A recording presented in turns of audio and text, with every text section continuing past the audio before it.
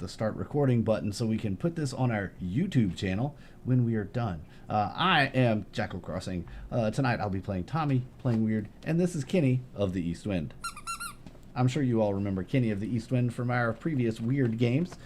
Hey, we do have a dice giveaway going on. We still have lots of dice to give away, so make sure that you use !enter or !ticket to get a chance to win some very cool mini dice like Silky and Thorin and Diamond, and actually I want to set myself tonight. So even if you're in the games, make sure you enter. You are eligible to win at any point. And poof. OBS just crashed again. I was about to say, it's not doing nothing. And it reconnected. Not sure why, but every time we've changed games tonight, the game has crashed and OBS has crashed and then restarted. So hopefully we are still streaming. Let's see, flipping over to the Twitch side of things. It looks like we might still be live. Anyway, so glad all of you have joined us tonight. It's Estrissy's fault. It really is. He comes and the game crashes. That's what it is. He comes into the chat and the game crashes. It's Estrissy's fault. So tonight we're playing Weird, a game from Charisma Kills Studios. And you can go check out everything Charisma Kills at charismakills.com over there. And did we keep going? I think we kept going. It's kind of hard to see. I don't know. We started and then it's frozen. There's the freeze. And now it's back. Okay, so yeah, it kept going. It's just got some pretty good delay from the OBS side to the Twitch side. Probably because we've been on all day. 27-second delay. That's a pretty good delay. But OBS is getting tired. That's what it is. That's what it is. So glad that all of you are with us, though. Thanks for hanging in there through these little couple of technical bumps that we've had throughout the day. A couple of these things have happened. See so many people in the chat. All our VIPs are here. We've got the mods in the chat. 14 viewers. I think that might be one of the highest live view counts we've ever had. Make sure, if you're not already, that you're hitting that follow button down there at the bottom so that you can get notified every time we go live here on Twitch. I'm not out of costume. This is my new costume. And make sure you go over also to our YouTube channel where you can catch all the content the day after it streams on Twitch. So say you had a favorite moment, go check it out. Watch it again and again. In fact, you can even clip it and post it to our Discord to share it with everyone else and tell them just how much you enjoyed it. So join our Discord, hang out with us there. A big kudos to LK running our first live stream Call of Cthulhu game earlier today. Great job. Way to go, LK. I think you did an amazing job with that game, and everybody seemed to have a lot of fun. So congratulations on a well-executed first live stream as a storyteller. Good job. Yeah, it was great. It was fun. Thanks. I think that's about it for now. Keep entering that giveaway. Make sure you're in there. Only got 3 people in there. There's 14 of you in the chat, so make sure you all enter. Even the bots. If you're listening out there, bots, enter the giveaway. I'm gonna toss it up center screen to Jesse, the creator of Weird, and let this party get started tonight. You can only enter once. You can only enter once per giveaway. It didn't do anything. I didn't know it worked. It worked. Well. Anyway, Jesse, how about you take it away and let us know what we're doing tonight. All right. Well, before we get started, I do want to mention for a while we've been posting the Charisma Kills website, but it's never been updated. It has been updated. We updated it yesterday.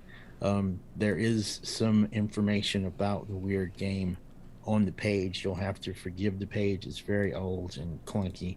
and I'm going to remake it from scratch real soon. But it tells you about WYRD, and it also has a little brief description of the features of the game and stuff, and a little piece of artwork I did. Right on. Also, I want to say we had a playtester pass away from COVID a couple of like last week.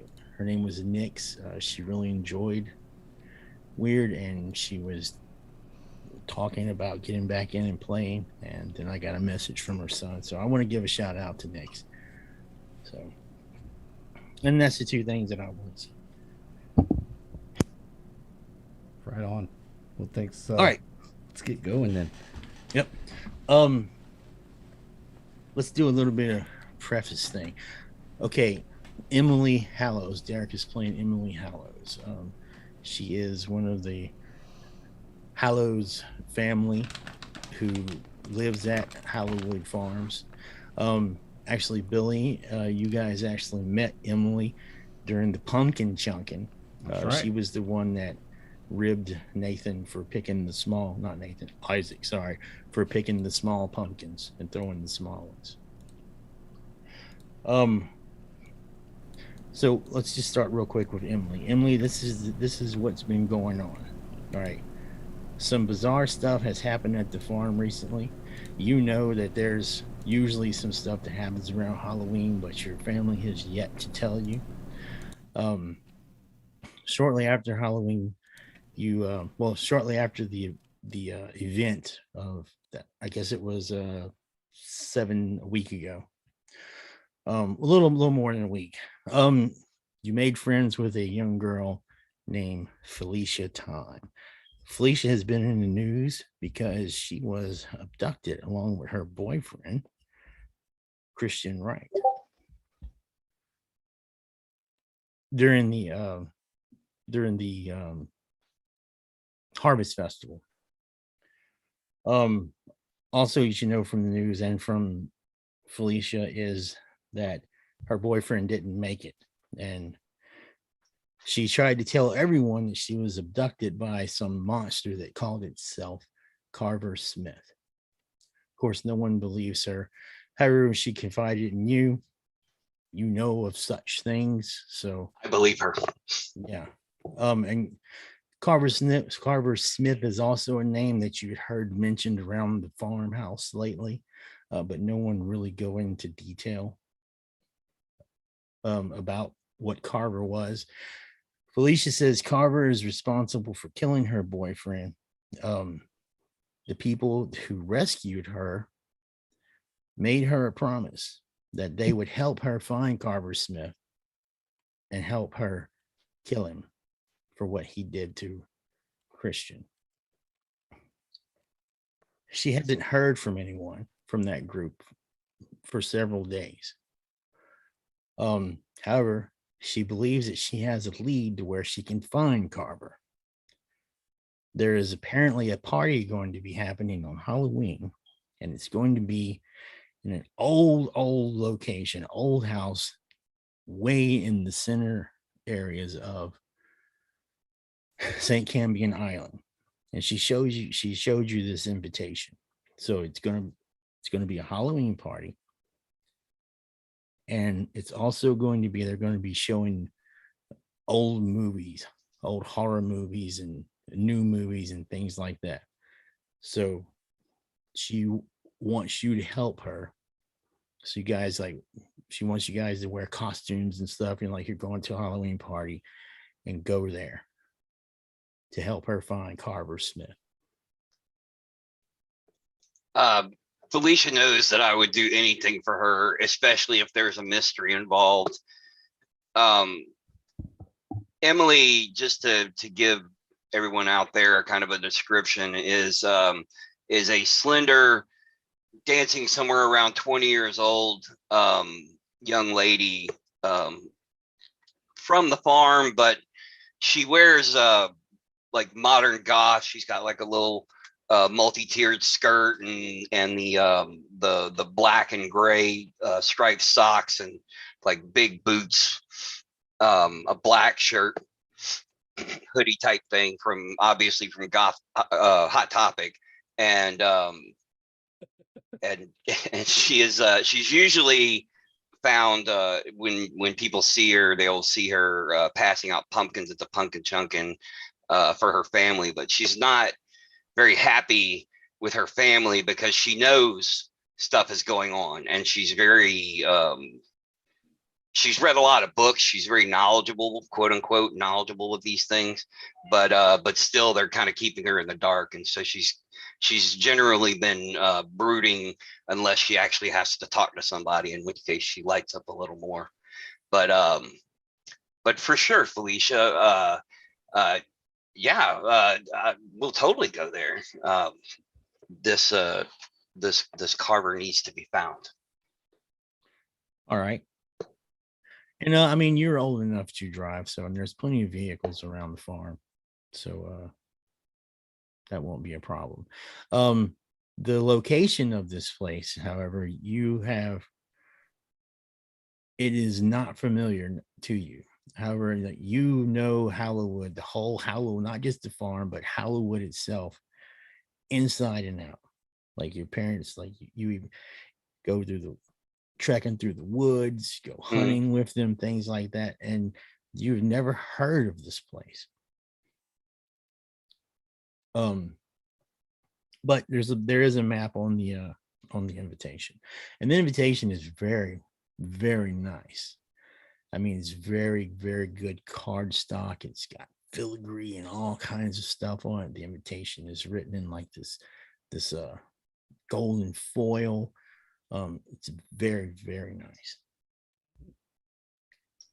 So you guys head off. Now, these little introductions are going to take place disjointed. Some of them are going to be at the same time. Some of them are different because I got to get everyone in. Okay, so let's go to M and Israel. M and Israel, they used to live here, and I guess they still live on St. Cambion. It's just they've been away for a while. The last thing they got involved in was a mishap with what they believed to be, well, actually what turned out to be the vengeful spirit of one of the first witches ever to be burned during the witch trials, Angèle de la Barde. I'm talking the witch trials back in France, like before they even started burning them here, right? And it was not a pleasant thing. You ended up needing to take some time off. So, M, you went back to, what was it? Devonshire, England. Devonshire for a little while. And Israel, you went where? You went on a mission digging wells in Africa. Press your space bar. We went on a mission digging wells in Africa. Okay, so we're having trouble hearing him, but he went on a mission to dig wells in Africa, like a little missionary mission. Aha. All right. Now, M and Israel, you've come back. Because M, your family had turned you on to something that they were worried about, something that they had been watching for several years happening in St. Cambion. And they showed you this invitation. And it's just like I described it to Emily. All right. They believe that something very evil is happening there. They're not sure what it is, but in that area of the woods, there have been people disappearing mysteriously. And they've zeroed into it, and they have what they believe is evidence, and they want you to go check it out. So that's what you and Israel do. All right. All right. So for our friends from the Witches of Hollywood. All right. So it is currently Halloween. It's been several days since, actually it was over a week since your fight with Carver Smith. Yep. It seems like everything is going back to normal, as normal as things can get for you, until you get a message. It is a message from the police department, from Detective Danny, if you remember her. Yep. She tells you that Felicia has gone missing. She got into an argument with her mother and she took off. She hasn't been gone long enough to issue a missing persons report. However, they know you guys are connected to her and they're worried about her. They believe that she's heading off to somewhere in the center, to a location somewhere in the center of the island. And they talk to you about, she said she told her mother she wanted to go to a Halloween party, and when we have like, parties, some live music and stuff like that. And her mother just really didn't feel that she was old enough to do things like that. But her mother had got the location out of her. Like she found the invitation and scratched out the map on a sheet of paper for you before the police. But Danny gives you this, and she says, if you guys wouldn't mind, could you go check this out and see if she's okay? Yeah, we can do that. I'm kind of connected with Emily back at the farm during the pumpkin chunking thing. So, yeah, we could go do that. I'm sorry, it was Felicia. Felicia. Maybe I heard you wrong. Yeah, so I do want to make sure that poor girl is doing okay. I know how traumatizing all this stuff can be. All right. So you guys take off and you have this little man, I'm in the camera, like going in and out. Doing that Yeah. I'm doing that lawnmower thing again where I'm just okay. So you follow this little map and you're going off. Everyone's familiar with the map of St. Cammy, right? I shouldn't need to bring it up. Yeah. So this But I like location. looking at it. It's good art. All right, I will be happy to bring it up.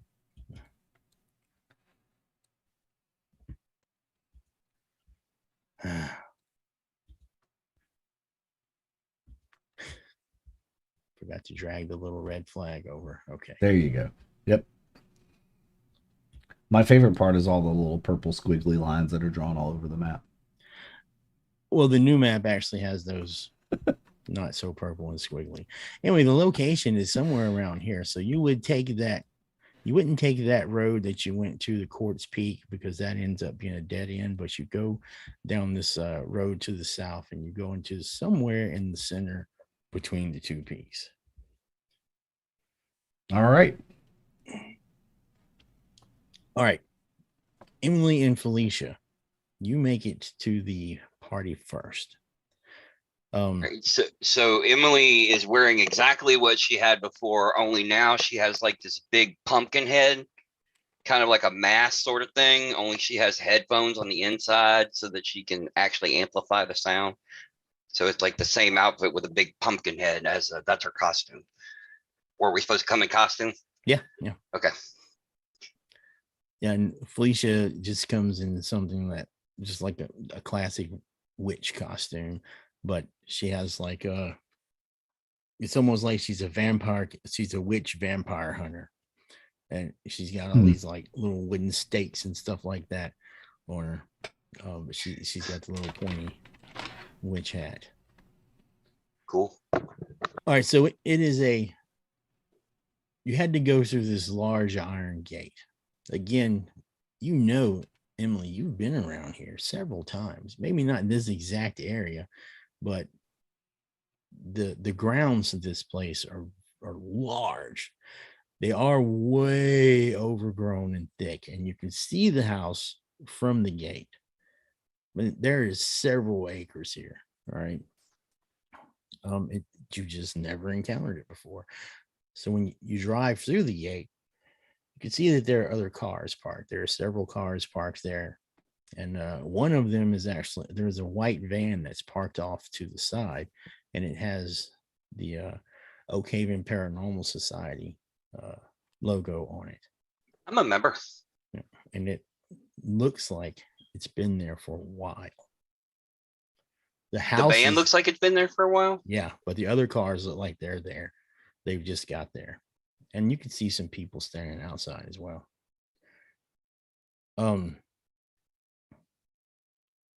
Does that pique? Go ahead. Go ahead. I was going to say, does that pique your? Seems like that might pique your interest. So it does. I squeeze Felicia's hand and kind of look back at her with that big pumpkin head. It's like, it's gonna be okay.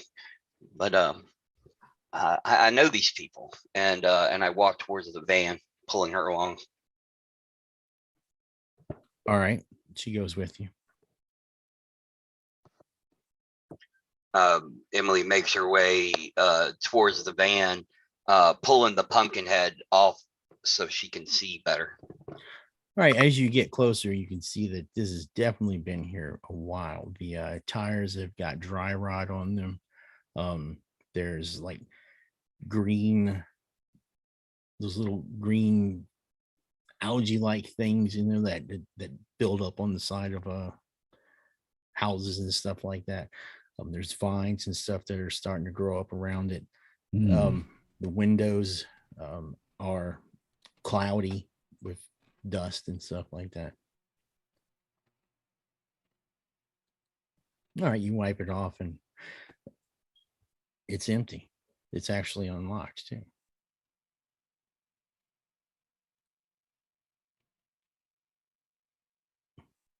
I can't hear you. When she notices the door being unlocked, the tires are dry rotted. Yeah, I think she's gonna open the door and look inside, see if there's any like clue as to why this van is sitting here. All right, you crack the door open and it takes a nice good tug, and you can hear and feel the stuff that's built up on the hinges cracking as you pull it open. And it smells like an old van, that old faux leather smell. The dashboard is all cracks from the sun. The seats are all weathered. Insects have been coming in here.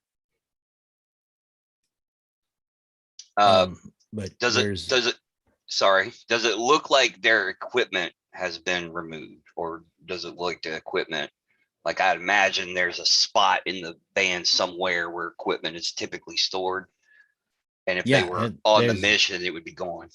Yes, there is nothing back there. So somebody could have come in and stole it, or they might be on a mission. Yeah, you can see there's like dead leaves and stuff like that, where it looks like people have been back there, but it's been completely empty. I'm gonna have to call them. This is Derek doesn't remember the contact and the Paranormal Society. Like, who would her contact? Like, who would she I know she would have talked to most of them, but Miss McKinney, right? So Emily is going to send a text message to Miss McKinney,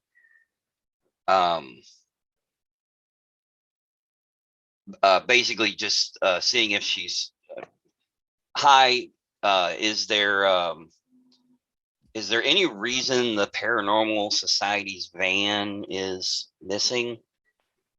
All right, you send that text. While you're doing that, Sarah, you and Tommy are driving. You don't have the Derek mobile. What was it called? Was that it? The Day Rock. The D Dare Rock. Rock. The Dare Rock. Yeah. Yeah. Yeah. Yeah. So you're in your nice, what is it, the Lexus, A Mercedes. Yeah. your Mercedes. Yeah, I think you traded in the Lexus. Yeah. Yeah. And this is definitely not a road for a Mercedes, right? This is almost as bad as going to Sybil's house with the potholes and things. Hmm. But like I described earlier, you guys can see the road empties off into, it would go through these huge iron gates. You can see there's a large grounds there. It's overgrown. There's a multi-story house. It's very old construction, sort of like a Newsom house construction, like back in the day, old. Hmm. There are some cars parked outside as you guys pull in. There's also a car that's been behind you for a while. I guess you assume they're going to the same place, since there would be, you can't imagine any reason why anyone would be driving down here other to come to this place. Real quick, I want to ask something. So, I think it would have been within character for Sarah to create to get a whiskey flask and put the burning rune on it. Yeah. Would it be reasonable to assume that that's something that she would have on her that could be ready to be activated? Yeah, that's Okay. fine. That's Okay. fine. And also, go ahead and give yourself, each of you, Tommy and Sarah, go ahead and give yourself like 20 occult resources. Any damage your characters have is no longer there. So you've had plenty of time to rest. And Only 20 yeah. occult resources. Yeah. Okay. Perfect. Oh, my mind just went blank. Oh, you would have had time, and I'll give it to you, to make at least one of each room that you know. Perfect. Okay, yeah, And- I'd put the enhanced strike on my handgun, and I want to make a whiskey flask that has the fire rune on it. All right. Oh, I had those on here somewhere. Now I can't find where I had them. Whatever. There's a field on the character sheet. But Yeah, I know, but I can't find it. Yeah, I can't find it either, but it's all right. It's down under magic spells, runes, and alchemy. Oh, it helps if I go to the character sheet and not the character bio page. All right. So Sarah, I'm sorry. First, when you pull into when you get past the gates,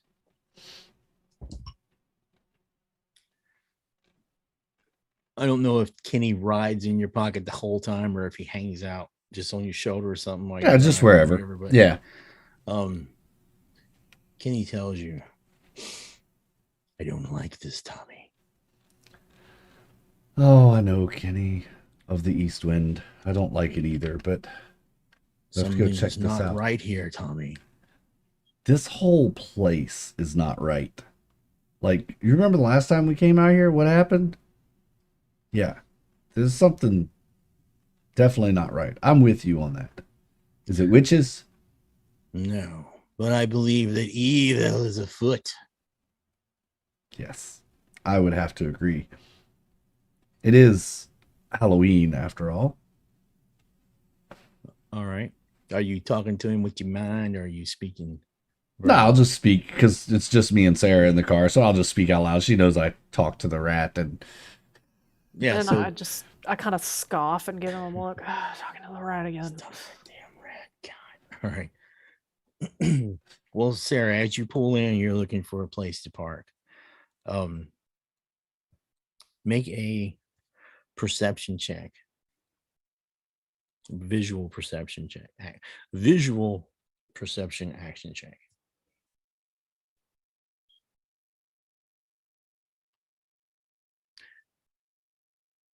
And Do I get to add my bonus which bonus? for my For your advantage? exceptional Yeah. vision? Yes. Okay. And that was a +1, right? mm-hmm. Yes. Okay.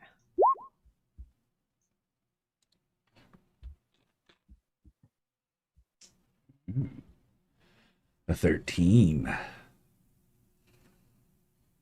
So my little window got rolled. Got taken away here. Okay. There are cars in this parking lot. It's not really a parking lot, it's an overgrown driveway.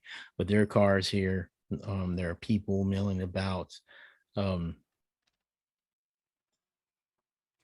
Your Mercedes is fairly secure, so the music isn't loud enough yet for you to hear it through your Mercedes windows. But something does catch your eye,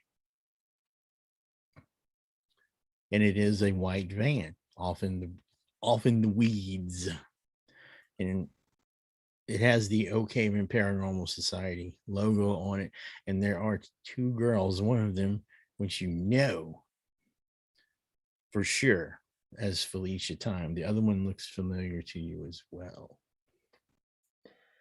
Hey, Tommy, it looks like we found her. Who? Call Felicia? those. Oh. Yeah. I'm gonna call those weird friends of yours at the Paranormal Society. It looks like they lost a van. That's probably intentional, but yeah, I could give Miss McKinney a call and see what's up with the van being out here. I wouldn't assume anything around here was intentional. Ugh, and then take a swig from my flask. All right. So should we just call the police? We found Felicia. That's what they asked us to do, right? So should just call them and be like, "Hey, we found her. She's out here at this party. She looks safe." Call off the guard. I mean, Well, do you know if anybody ever reached out to her and told her about Carver? I 'Cause didn't. I thought maybe Derek or Lucas did. It wasn't No, me. Lucas is the only responsible one of the bunch. I hope you include yourself in that description. Listen, I have a high-paying job and a nice car and a nice apartment. Unlike you, who tries to roller skate everywhere. I don't try. I succeed. I'm not the one that whips my shirt off in the middle of the night and wooing and hooing while my son's getting sucked through a portal somewhere either.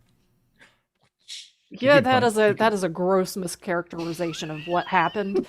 And at that, Sarah gets out of the car and starts walking towards Felicia. All right. Now the car behind you was, if I remember correctly, Israel drives what kind of car? Alex?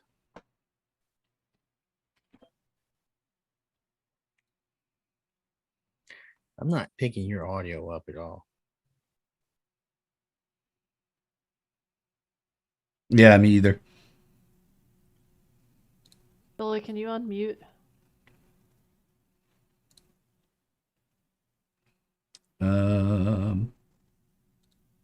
I think the host has the option to ask a participant. Yeah, I've asked. Okay. I can't force unmute, unfortunately. Hello. There you are. There you go. Push to talk's not working for whatever reason.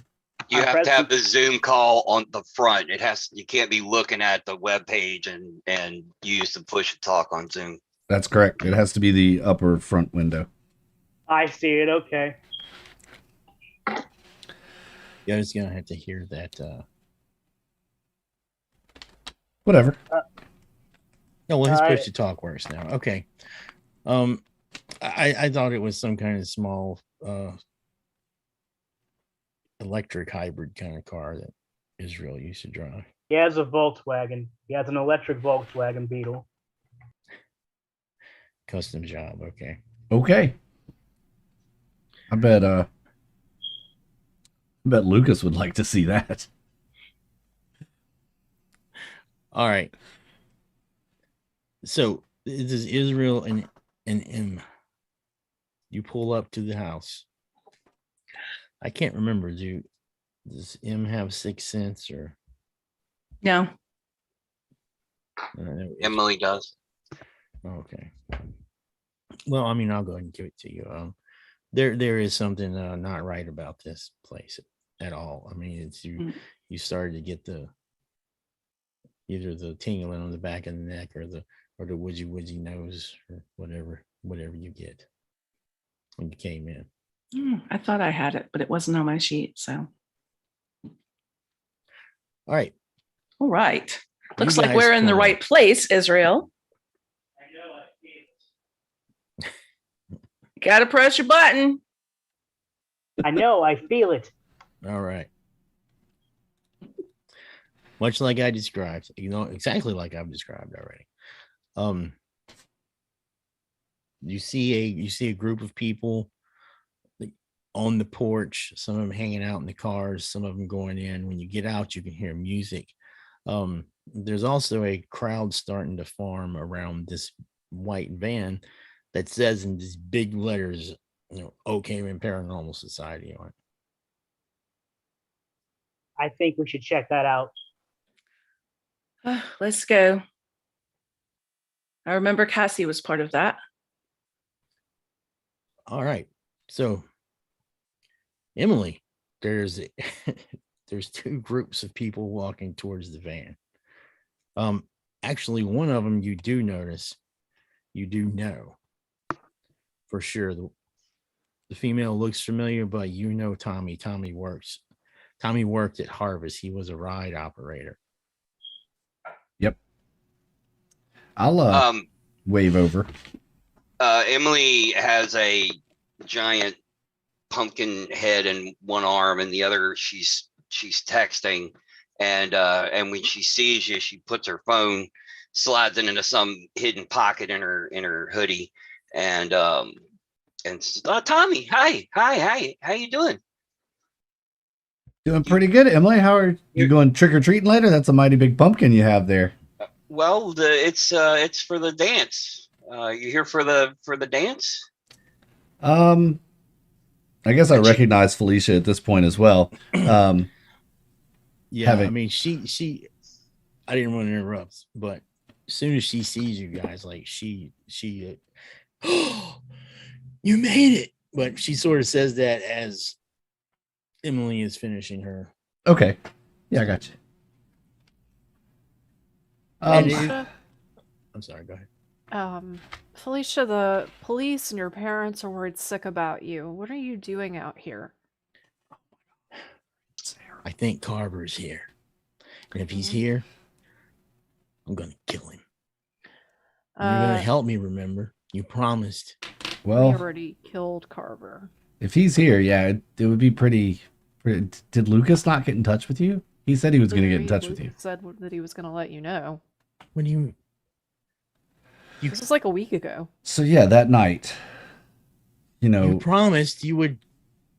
Look, Why didn't you get me? A lot happened. We didn't want to endanger your life, okay? And this shit, it's traumatizing. I mean, you know that. Yeah, Derek's like half the man he used to be now. Literally half the man he used to be now, and it was scary. I didn't want to put you in that situation, Felicia. After what happened to Christian, we just couldn't. Couldn't risk it. Wasn't I know you might think that's not fair, but it's not fair. You can be mad. It's cool. Understand. Emily puts a reassuring hand on Felicia's shoulder, just like right behind her.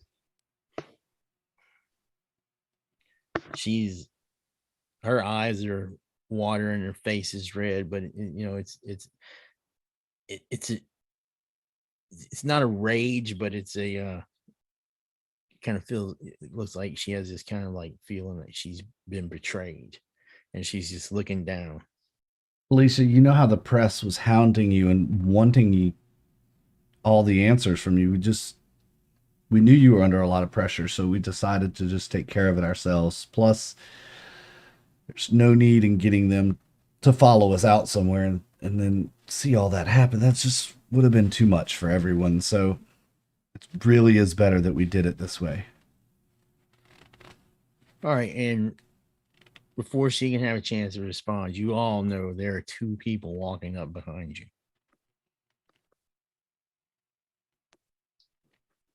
Turn around and look.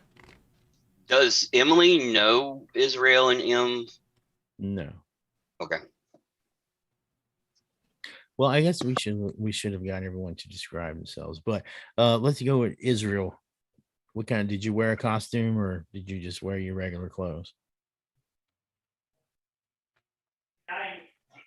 Did I know this was a costume party? Well, the invitation that M had said it was. Okay, then I'm dressed up as a musketeer. I have my rapier. All right.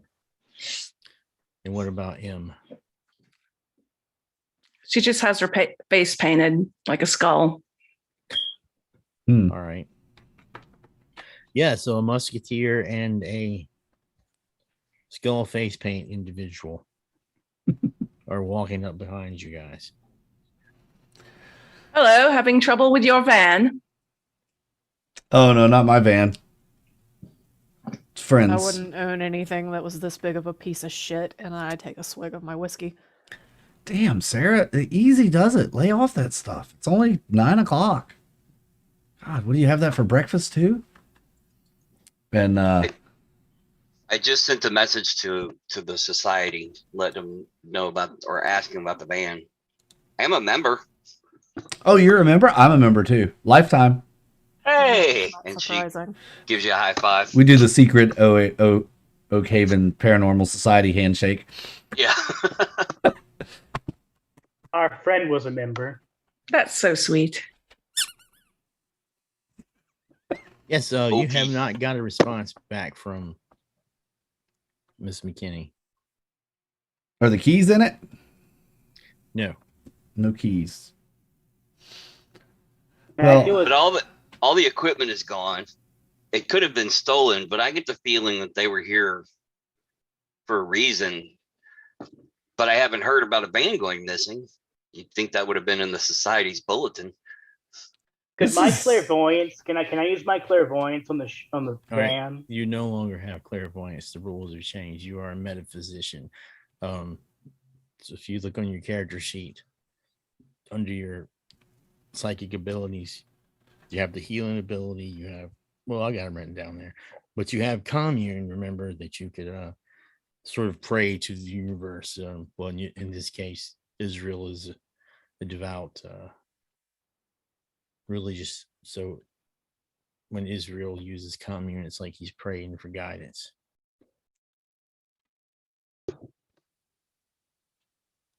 So Tommy is dressed up as an Irish golfer with his trusty 9-iron with him. Hat, short pant, knee pants. What do you call them? Knicker pants. I don't know. What do you call them? Knickerbockers. Yeah, that's the word. And yeah, his golf bag over his shoulder, which only has one golf club in it, the 9-iron. It also has some other things in it, but they're not related to golfing at all.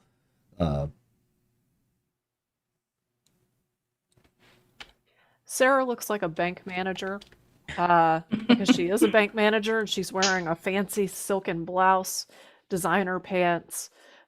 She did change into some tennis shoes because she's not getting her nice heels dirty out here. And she's also wearing sunglasses despite the fact that it is dark outside. She wears her sunglasses at night. Yep. Uh, Oh, that's right. I didn't know. We didn't know what Emily's weird signature was, or unless you told Sherry what it was while we were playing. Mm-mm. I honestly, I don't remember right off the top of my head. If it comes to me or if I decide, I'll let Well, you we know. can. If I'm remembering, it always smells like cinnamon rolls. Oh, that was around Israel. No, that was that was Mark's character. I smell like frankincense. Frankincense, okay. And Tommy's really doesn't come into play a lot. He demagnetizes things in his presence. So technically that should destroy anything electronic as well, but magnetic we tapes already- and such. we already have someone that does that. well, mine does come into play because as I'm walking up, the hairs on the back of your necks went off. That's what Yeah. made us all turn around and go, "Oh, there's somebody coming up behind us." Yep. And Kenny probably gets a little, what's this? Yes.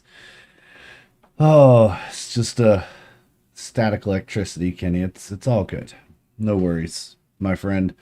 I want to use my research. How can I use research to see how long I think maybe this van has been here? Just, or can I just make an educated guess based on the height the- of the grass that's and gonna be stuff? more Tires are dry rotted.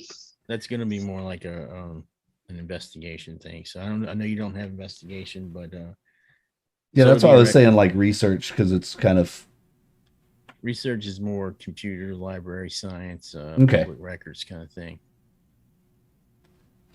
all right. But just because you don't have the skill doesn't mean you can't use it. So Right. so you can make an action check. It will go with your comprehension. Yep. So the 2d10 plus your comprehension. Comprehension. Adding weird score or no?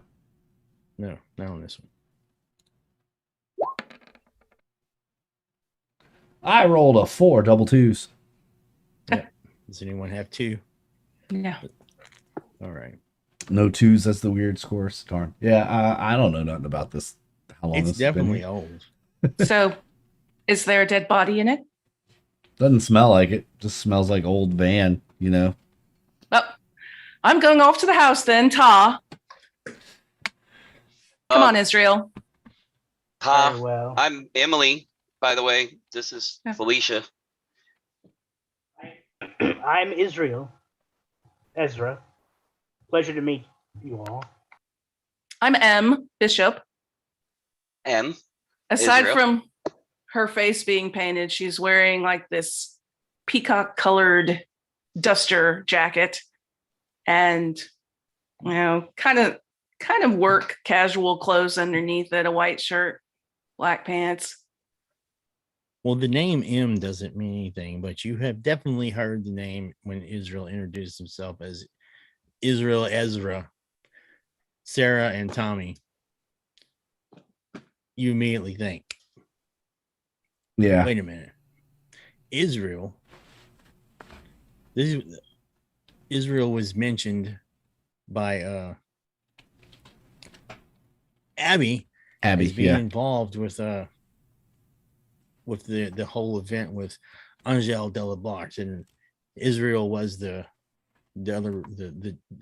guy that was also a tour guide. That's right. But M, she didn't say her last name, so I did. She Oh, did. yeah? Bishop. okay. Well, then this is, if that's Israel, then this has got to be that professor you were looking for, right? Must be Professor Bishop. And I'll say that. As in Professor Bishop? Oh, yes. Do you go Oh. to university? Only when we were looking for you the other night. Yeah. But Oh. yep. I'm Tommy, by the way. TJ or Tommy John. It's all the same. Believe you two might know a friend of mine. A mutual acquaintance, perhaps. Abby? Do Yes. you all know Abby? Oh, yes, we know Abby. And her brother William. And Yeah. yes, and William. Poor William. Oh, such a shame. What's wrong with William? Oh, there was an accident, and well, all that was found was his jacket. Really? He's fine, Tommy. Remember, you got your head hit, so you don't even remember. We saved him. Remember? Oh yeah, I'm sorry. I had a really Isaac bad concussion got that him. night. You know what? I'm not. I don't know. I don't know you people. I've heard some They're stories. Friends of friends. They're cool, right? Did you have a run-in with the other brother? No, just no, William. no, just William. Yeah, I think the other brother's gone. Okay. Well, that's good. How's Abby doing, by the way? Abby is still recovering for major psychological trauma. So she is in the Red Briar Institute, is what it's called. I'll pray for her health. Did somebody mention that? No, No? not Okay. gonna volunteer that. Nobody's really asked how Abby was doing, so. Okay, never mind then. Yeah, I took quite a knock to the head that night. It was flamethrowers and cultists, and it was pretty crazy. Oh, yes, goodness. we had a run in with them. Yeah, it was Yes. pretty nasty. Yeah, Cult of Arathul. that might spark your interest. The Cult of Arathul. Oh, yes. Yeah. Terrible, terrible people. Oh, they tried to catch us on fire with flamethrowers. They blew up my friend's van. It was kind of That's actually, what they do. They you know, killed- The skull on fire. They killed yeah, they Christian. did. Christian. It was them that killed Christian that night. Oh, who's Christian? It was Carver. Felicia's. It's all Carver's fault. It's but Carver's fault. Yeah, it was absolutely. the cult that killed him. Was they lit the van on fire and he couldn't get out of the van fast enough and it exploded with him in it, and it's pretty bad. Those bastards. Ugh. Emily makes a occult symbol with her hand, like just like a warding of evil, like the horns or whatever. It's like a warding symbol, but she just makes like some symbol with her hands when you start talking about that stuff. All right, so speaking of Cult of Arathul, Tommy, did you bring the flamethrower? Is it in the back of the Mercedes? If Sarah, no, it's not in the back of the Mercedes. It would be small enough to probably fit inside a golf bag, right?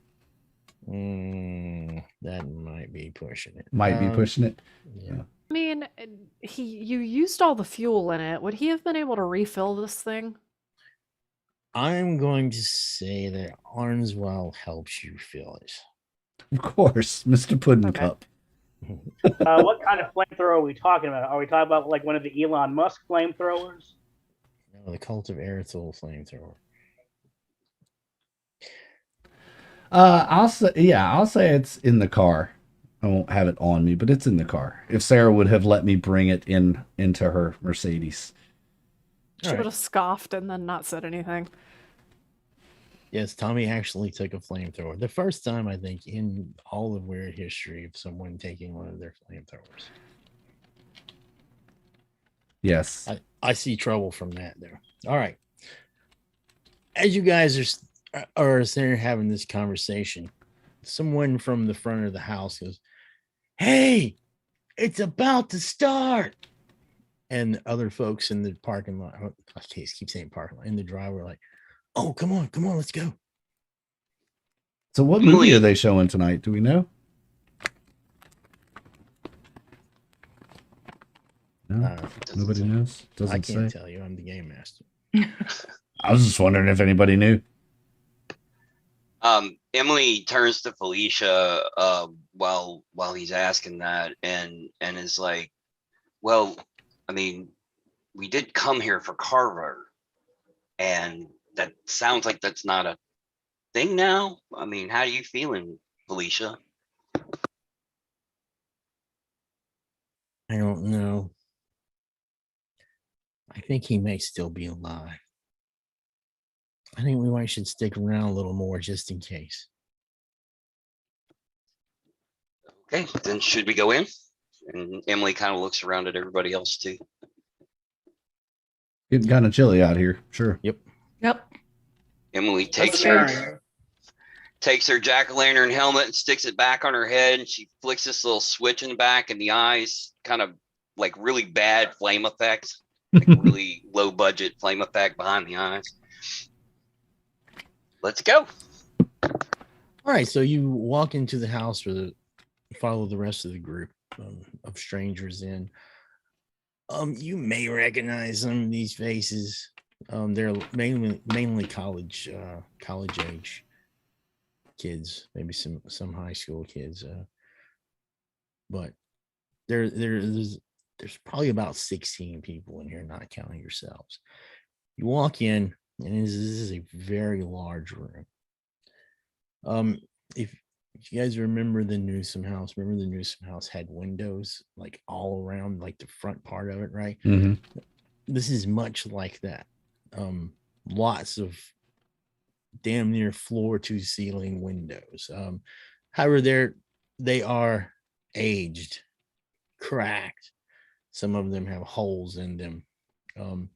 The whole house smells moldy and old. The floorboards creak. Surprisingly, there's still a great deal of decor in here, but it's old couches. There's a large fireplace, pretty much just like Newsom, where the stairs went up along the sides of the fireplace.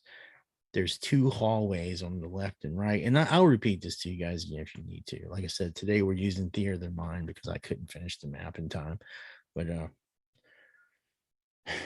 they're old end tables. Sarah, you probably recognize a lot of this stuff as being antiques and valuable. How it's been in here all these years and not been stolen. Who knows? Not just for Sarah, anyone who might have an eye for the antiques.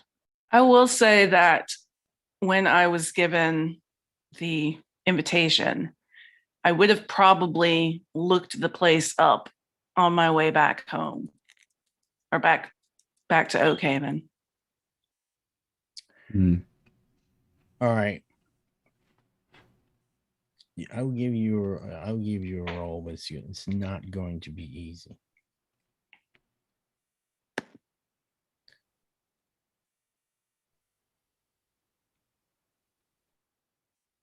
What am I looking for? Number wise. If you would have researched, you would have used the internet and stuff like that. So go ahead and use research and your comprehension.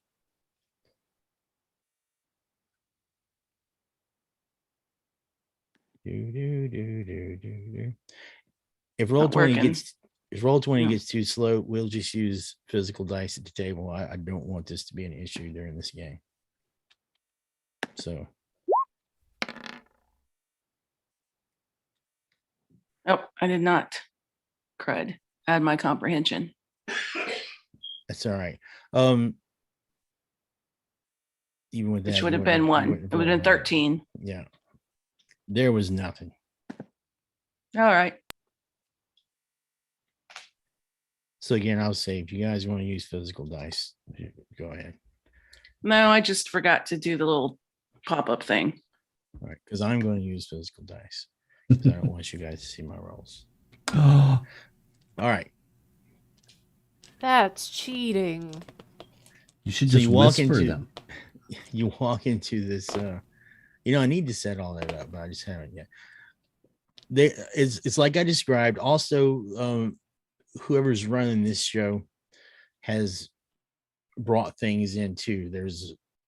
There's large speakers. It's not like it used to be back in the day. I guess it's all a little small. Wi-Fi, Bluetooth shit now. It sends out to speakers and stuff. But there's a couple of kegs. There's people standing around the kegs. There's also a large silver movie screen that is set up on above the fireplace. There is a projector. It is an old projector. And everyone's just standing around waiting. I'm sorry. I'll go up to one of the kegs and strike up a conversation. This is a nice setup. Do you know who's putting it on? Yeah. No, my friend invited me to come. She's around here somewhere. There's going to be movies apparently. There's lots of old horror movies and things that we can watch while we're drinking. He's got like a St. Cambion University football jersey on, so he's probably cold because there's no heat and it's October. Still. All right. I'll nod at them and continue walking around. I'm looking for somebody who knows. Whoa, don't I know you? Wait. You look familiar. I've probably seen you around. I'm a student. I've heard that accent before.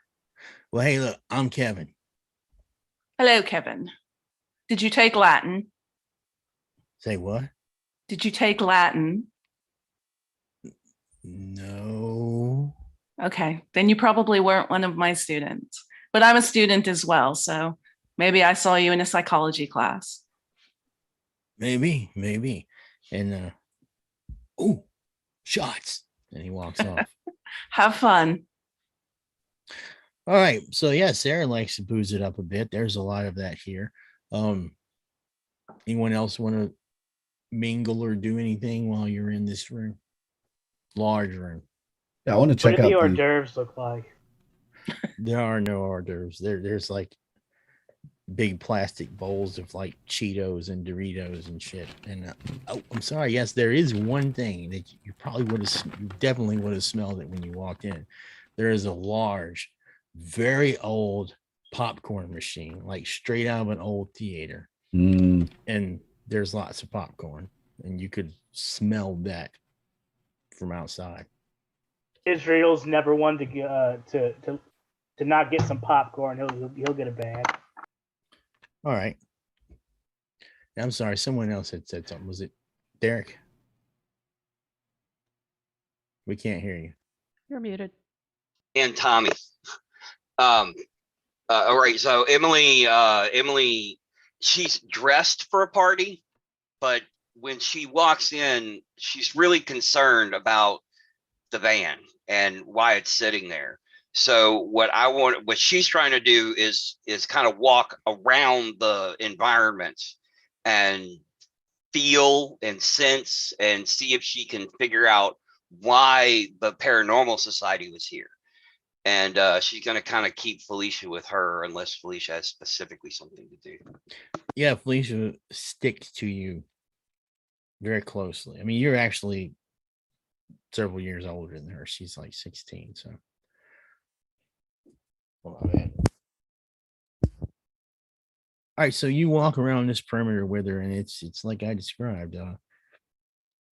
In the place, it's covered in dust and mold, and there's rot, but there's still furniture here. There's still old lamps and things on the tables. The wood, the floor is made out of wood, but there is a large area rug that's just all matted and moth eaten and stuff. There is the door that goes out to the front porch area, and there's 2 hallways, and then of course there's the stairs. Now the stairs are over the fireplace. You would get to them from each side. Either side of the fireplace now, but above the fireplace is where this projector is at. And there is a balcony up there as well.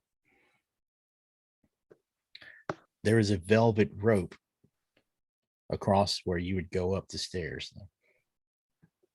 Emily is, I don't know how to put it other than she's opening herself up.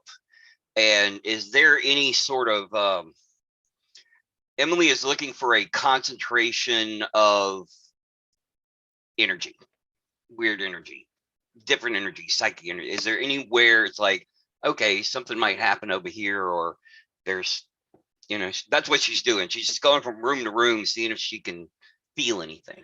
All right. Well, you open yourself up. And you definitely, there is something here. It's everywhere, and it's old and musty. If energy can be old and musty. No, I get it. And at some point, Emily is going to find Tommy because she's the one person she knows he's in the paranormal society. It's almost like you can feel it creeping on your skin. Yeah, it's very. Feel like I need to take a shower. Yeah. All right. So before you find Tommy, is there anything anyone else would like to do? Yeah, Tommy's going to wander around too, looking for the DJ.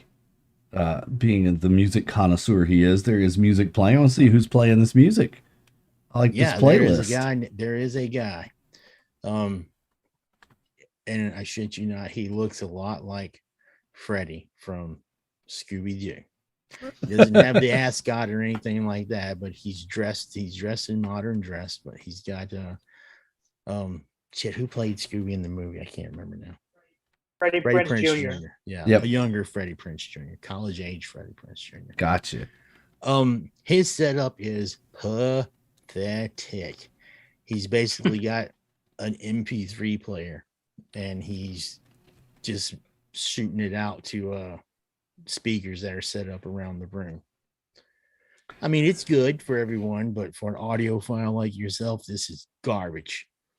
You almost want to go up and slap him. I want to go up to him and just, what are you do? This is this? What is this? An iPod Shuffle? What are you using here? Do you know? Man, look, I've got like 900 songs on here. There's some videos too.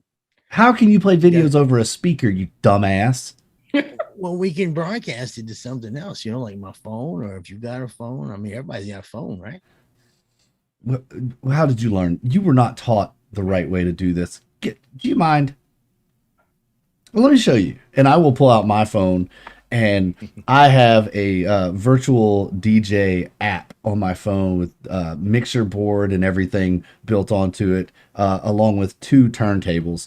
And I will jack in at the pause of the music, and I will spin up some music on my phone. All right, I tell you what.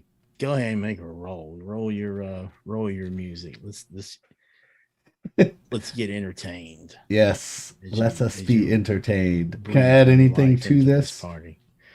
Uh, You can add your comprehension to it. I don't have anything in comprehension, so it won't matter. All right. Don't forget.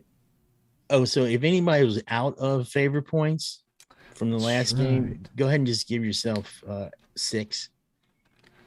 That's right. I'm not saying you want to spend a favorite point now, but I know y'all used. I was out of favorite points.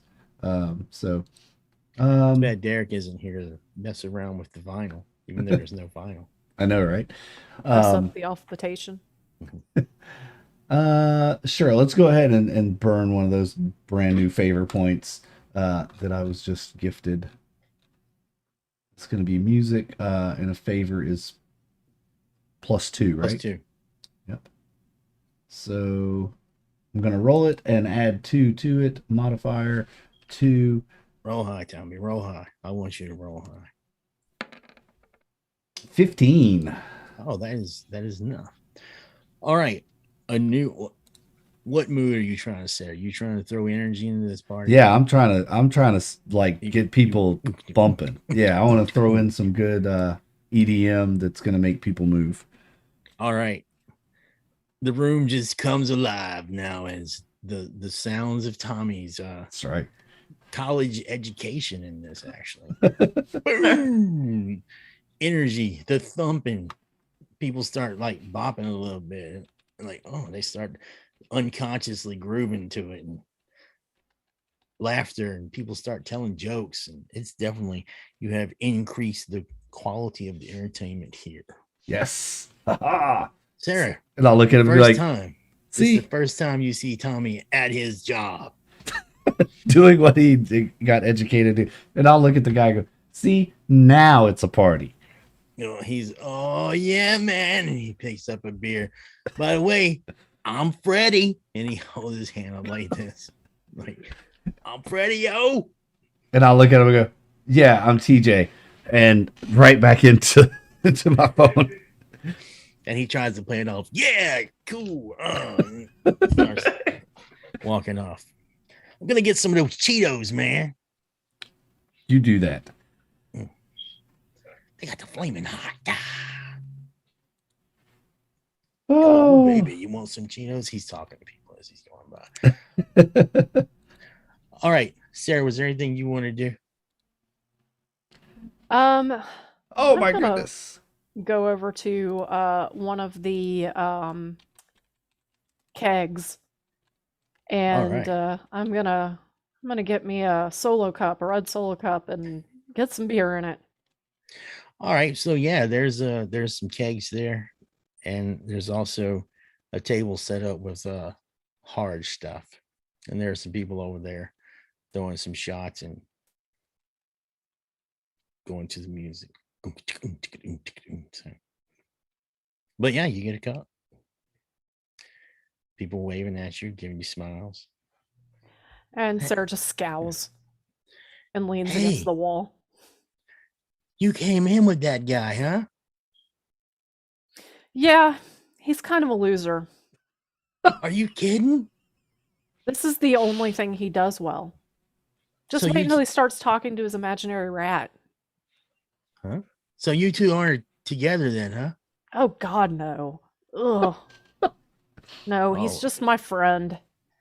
All right. Don't tell him I called him my friend, please.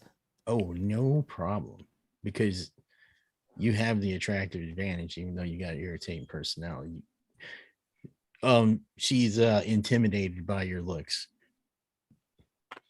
No problem. I won't say anything, but I will bring him this drink. And she picks it up and starts walking over and doing her little, people doing, how people. And I just kind of raise this Red's whole cup, like, okay, yeah. All right. And then Emily, you use Tommy. Tommy's over there in the corner. Can't hear you, buddy. Is this before or after the girl brings him the solo cup? This is before. Okay. So Emily, with Felicia in tow, kind of walks up behind where Tommy is, and she pulls the helmet off so he can see her face, and she looks like she wants to talk to him, but she's waiting until he gets done with whatever he's, gets to a pause point. Yeah, he'll go ahead and queue up the next one and just kind of nod at you. Yeah, what's up, Emily? You're a member of a paranormal society, right? So Yeah. This place feels off. It's there's something here. I don't know if these people are aware that there's something here. It could be dangerous. Yeah, it could also just be the old wiring in this place that's really making it. You know how sometimes they'll give off that EM field? I don't know when the last time you were around, but they've brought in some debunkers, man, and a lot of the stuff that they used to say we did was actually just like electromagnetic stuff. Now, that's not to say that there's not some real paranormal stuff that happens. Sounds like Tommy has learned his lesson. The team, but the team, Emily says, but the team in the van, they were here. Maybe that's what got them. Or maybe they sold the van to whoever used to own this house. Emily pulls out her phone and immediately texts. I don't know why her name Miss keeps McKinney? popping out of my head. Miss McKinney, thanks. Immediately text Miss McKinney again. There's a ban. Please text me back. I need to know. And all right. Yeah, she has not responded to your prior message. It doesn't even show that it's been read. It still says delivered, But about this time, Emily looks over and sees Felicia like dancing, and at that moment, like you can see on her face, it dawns on her that music is playing, and then she's like, as she's listening, she starts nodding her head a little bit and kind of getting into what Tommy's doing. All right. The film projector kicks on and the lights start to go dim. And an old black and white movie starts to play. Tommy, I will cue down the music. Okay. And it ends up being Night of the Living Dead, the old one, You didn't wire it up, but the sound is coming from the speakers that are all around. So maybe it's doing that whole shooting through the ether Wi-Fi crap, or whatever. So people sort of stop. Some of them go, "Oh man, music was good," and they start to gather and look towards the screen, and some start to grab popcorn. Freddy's got 2 solo cups full of flaming hot Cheetos in his arm.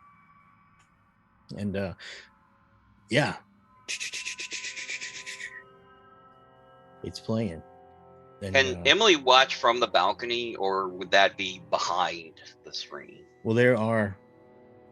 Yes, you wouldn't be able to see from the balcony, and there are velvet ropes blocking the stairs off. Ah, gotcha. Never mind. I'll stay where I am with Tommy. All right. I won't. I'll go up the stairs. You're gonna. Yes. I'll act like I know what I'm doing.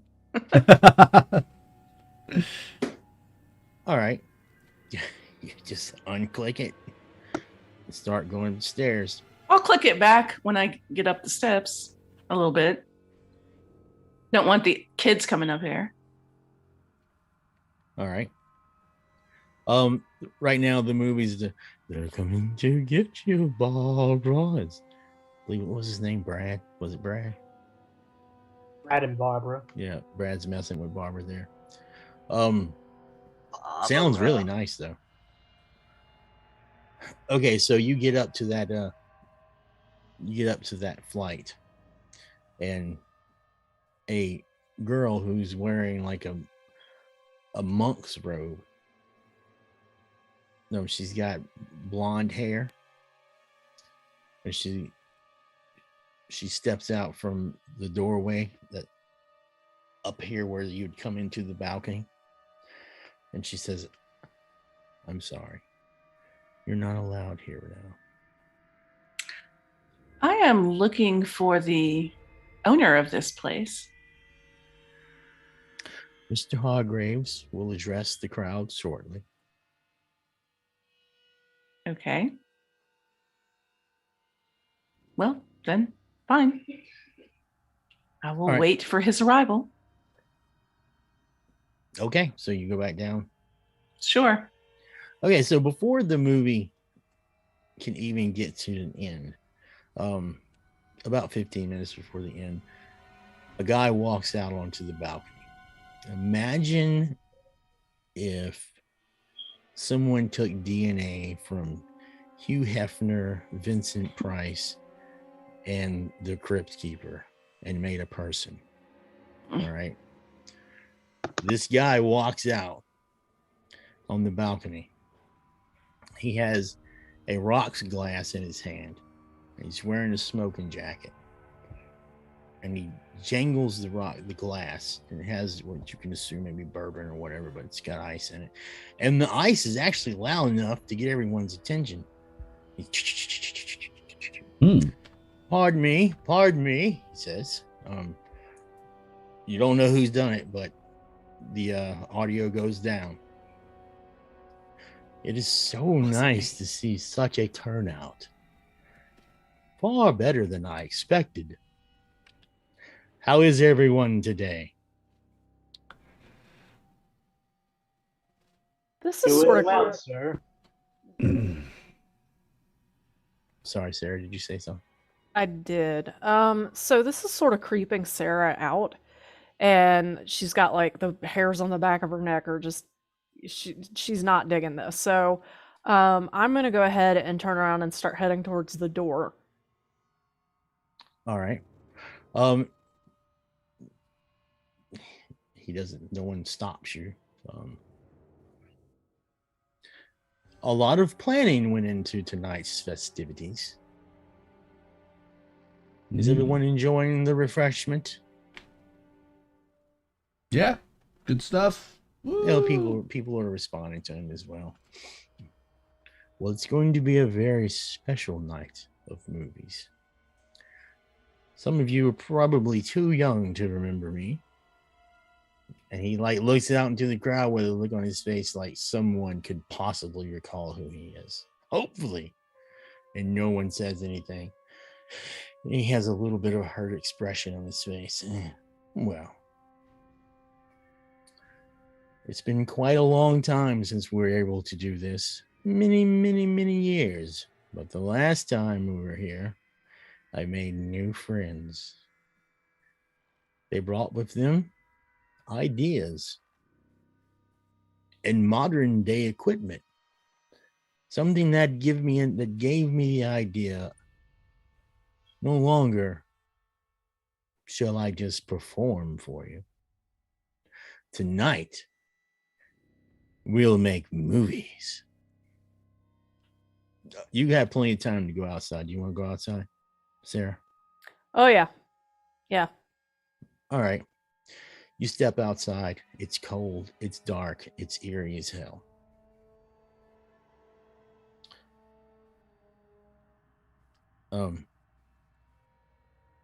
And you'll all be a part. Each and every one of you. Some of you will be stars, and he sort of points towards Freddy. Some of you will be extras, and he points towards, like, in Tommy's direction. Maybe he's not pointing at Tommy. Of course, he's pointing However, at Tommy. it will be a raging good time. Now, I must warn you, when we start, there are a few rules that you should follow. Boo! Rules are for losers. Ding, ding, ding, ding, ding. He does his little glass again. It's really loud, that ice. I don't know who the fuck's ice that is, but that's some loud ice. All right. 1, don't go outside. There's only one night a year that we let the dogs can roam free. And it just happens to be on Halloween. So please do yourself a favor. Remain inside. It could get really nasty. They haven't had exercise for an entire year, and I'm sure they're quite hungry. Mm-hmm. Rule 2. Please, give us your best. Give us your best. We want to feel what you feel. We want to know it. We want it to go out. We want it to capture into the film. So give it your best. If you get scared, give us a scream. If you get terrified, show it. Let us hear that teeth chatter. So he pulls out a little pocket watch. Let the night begin. And somewhere you can hear watches or phones or something that alerts people, their own personal time or whatever. It is midnight. All right, outside, Sarah, the iron gates close. And a thick fog, hazy fog starts to form outside the walls. It's almost blocking out the stars and the moonlight. You can hear what sounds like, you heard dogs barking before. You can hear dogs off in the distance.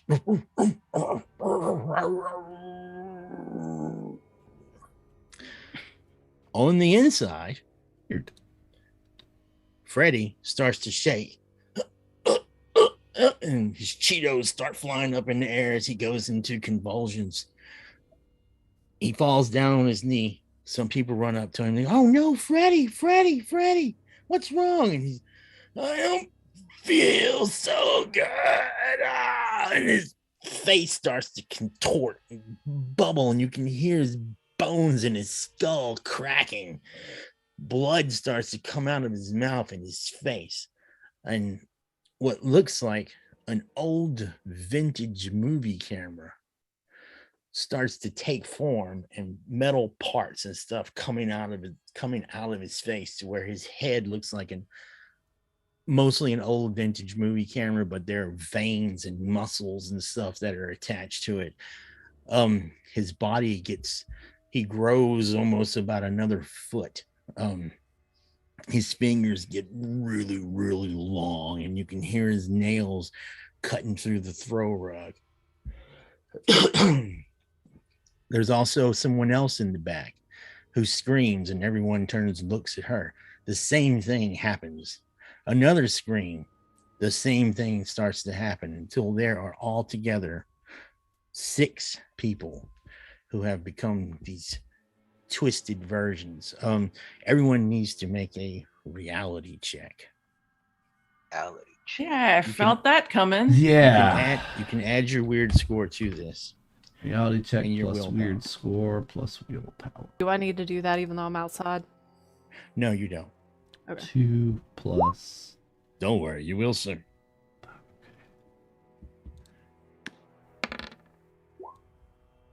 Oh, nice. Let's see.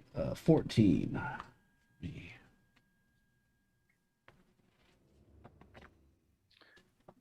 All right.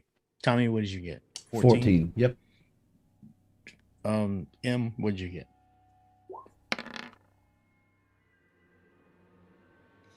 That would be a 12. All right. I see Double sevens. Israel rolled double sevens. Emily Uh-oh. has 7 weird numbers. So do I. all right, so Great. anybody with 7 Double you weird get a surge. point of weird saturation and 2 weird surges Oh. happen. Nope. Sorry. Oh, I Just don't. one. Just I one thought I weird had surge 7. happens.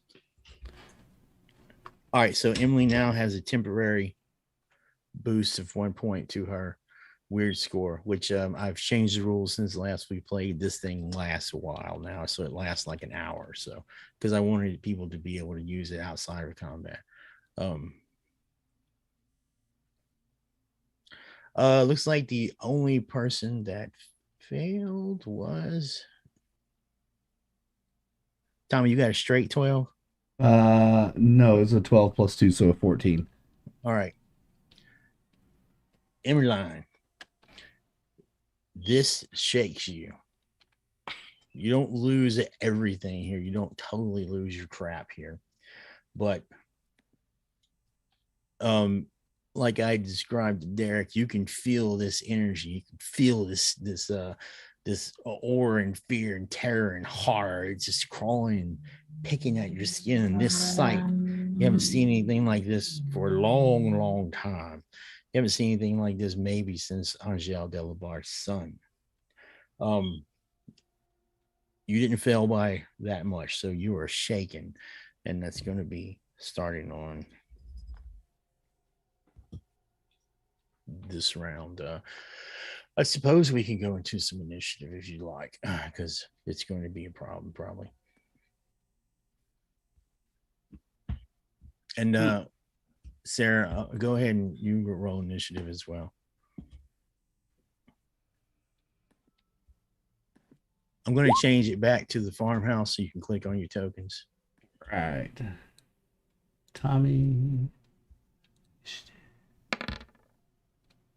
16. Did it take?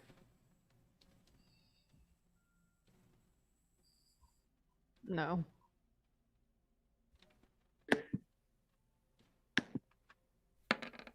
Do I need to roll again? No,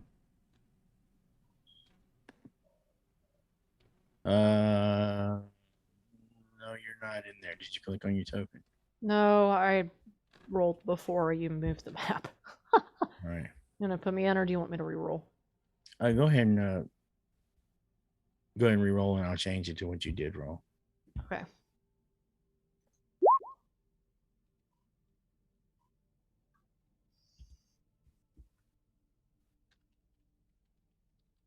All right, you roll a what? Initially a 7. All right. I've got the lights turned down here again, so bam.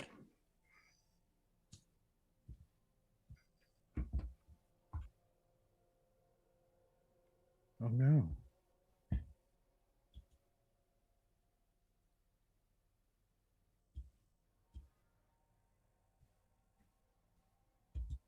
Oh no. That doesn't sound good. Giving some shout outs in the chat to all of our VIPs and folks that have other streams. So everybody make sure you go check out all our friends. Oh, I didn't do that one. I misspelled that one. Sorry, RB. There it is. make sure you go check out all the folks over there. RB, Chaotic, and Thorin. Check out their streams when they're not here playing with us. We'll be doing another dice giveaway really soon, so make sure that you have used !ticket or !enter.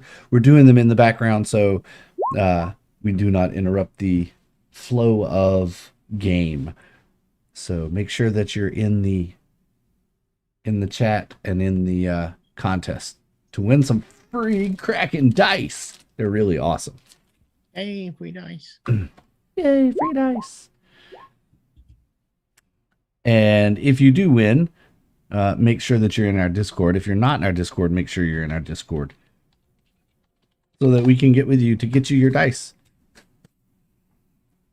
Of course, RB. Love your stream, your Minecraft, your Valheim, your woodshop. Oh, I need to get your woodshop link. RB works wood. RB has a weekend woodshop over on YouTube. So Works wood. where he works with his little woodshop. I don't know if it's a little wood shop, is it? I'm not going to speculate on the size of RB's woodshed. All right. I'm not gonna look at chat. Hold on, I got to. I'm sure it's coming. All right. So, Felicia. Again, we're doing theater of the mind here. Felicia actually, she looks at this, and Emily, you can see that she is about to check out. She does. She is not with this scene right now. She's shaking, and she's breathing real heavy, and she started backs into you.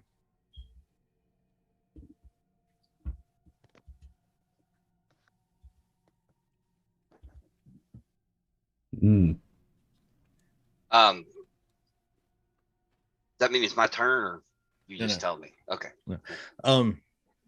One of these camera creatures, I'm calling them, if you see the order tracker, nether beings, one of them just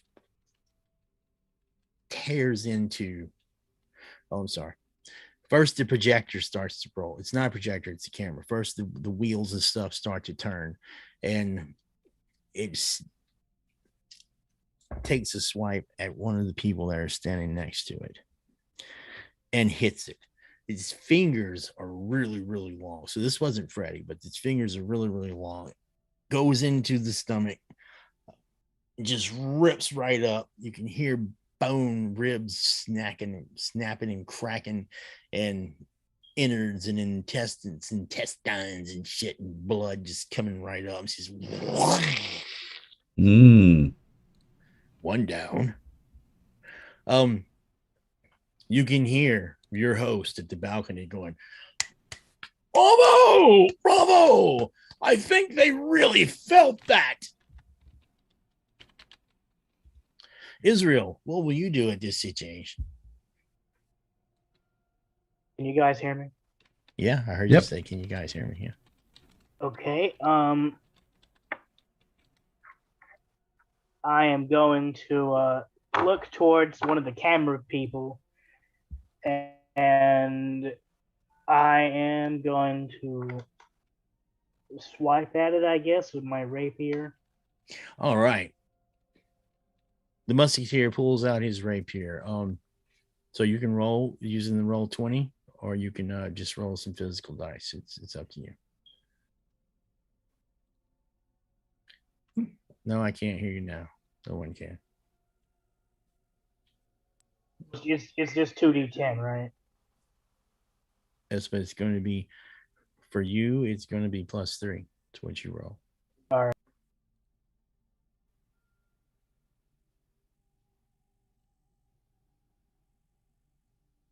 All right, so remember, guys, like rounds in WYRD are really tight. They only last a matter of seconds. Everything goes off blind, so kind of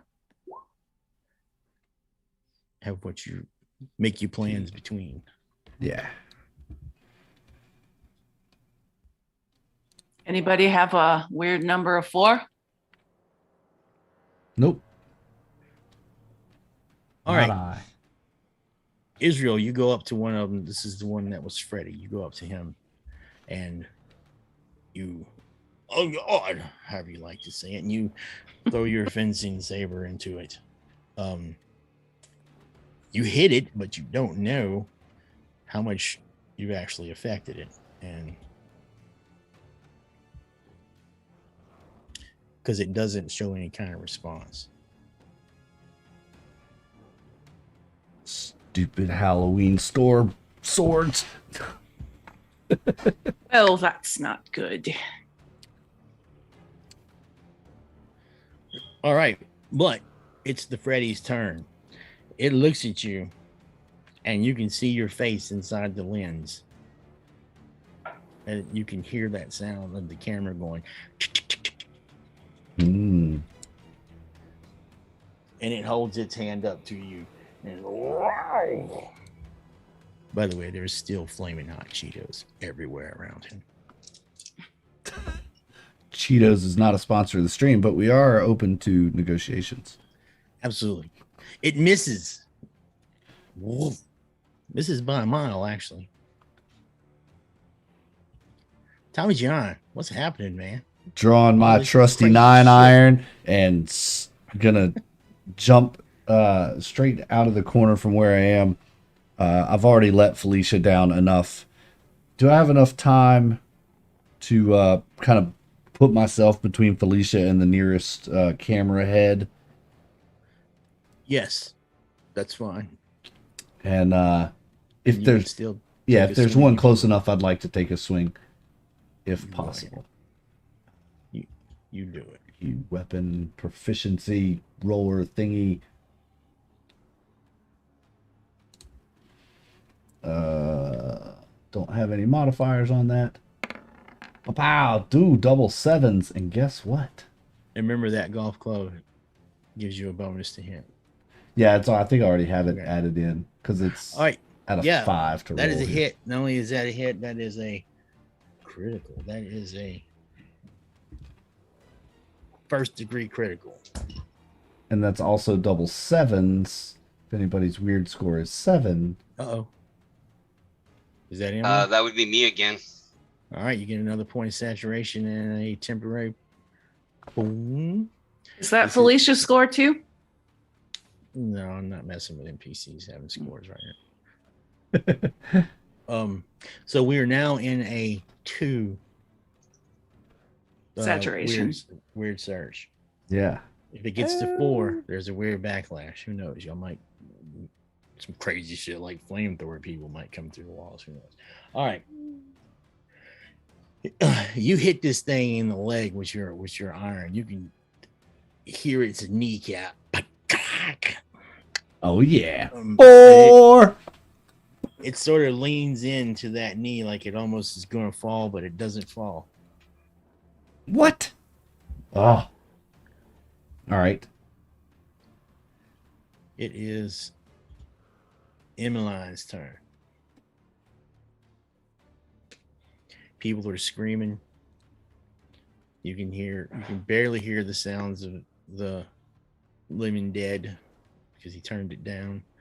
Smell of beer and booze, and it's all going on around you. You are shaking, but you can still do something while you're shaking. You're set a penalty. All right, I'm going to try and get back up the stairs. All right. You have to push your way through some folks, but you get up to the velvet rope.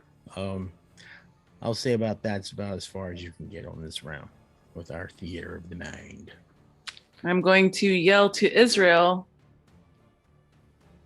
to protect the girls, the younger girls. I will. Ones? Which ones?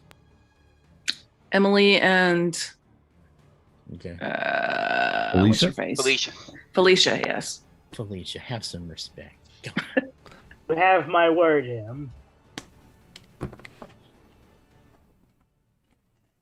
All right. Tommy, Yeah. this thing sort of raises up and it goes to strike you with its long fingernail. Not fingernails, it's just its fingers, but they're like a foot long, right? There are some sharp nails, but that's not the long part. It's these huge, freaky, bony ass fingers. And it takes a swipe at you. No, it doesn't. And you can hear it. You can hear that sound like Yeah. oh yeah, it's gonna hit you. Everyone gets one free defense per round unless you have multiple actions. I don't think any of you do have multiple actions. No, I don't think we do. You can use that now if you want, because I'm telling you that is going to be a 2 degree critical one. Yeah, definitely will kind of dodge out of the way of that one if possible. So I'm sorry, a 1st degree critical. that's a coordination roll, right? Yep. Against his attack. Yep. 17 or higher. Oh crap. Let's go ahead and just see what happens for the fun of the game. 11. Nope. Oh no, Tommy. No. I leaned, but Felicia was in my way and kind of bumped into her. At least it didn't bite you on the face. Double ones. No, one of those is a modifier. Ah. Oh, Derek had a character with ones. All right. It comes into you, run you through, and the pinky one, which is still like just under a foot long, goes into your side. And I mean, it goes in. Oh. And it gets a grip on you. I mean, you could feel this thing moving around in your insides. It, let me tell you, hurts. Yeah. And you have a, well, no, you didn't. You just, what it was no description. That's what you get. No soup for you. All right.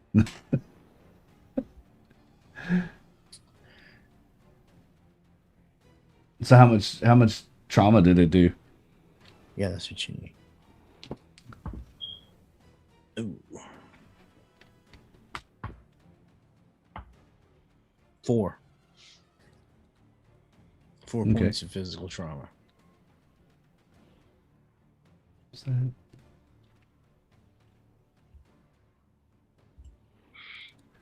All right. The host up at the top starts clapping. Well, it looks like we're off to a rip-roaring start. I'll let you handle this on your own. However, I will watch to make sure everything's all right in case you need any assistance, maybe some direction.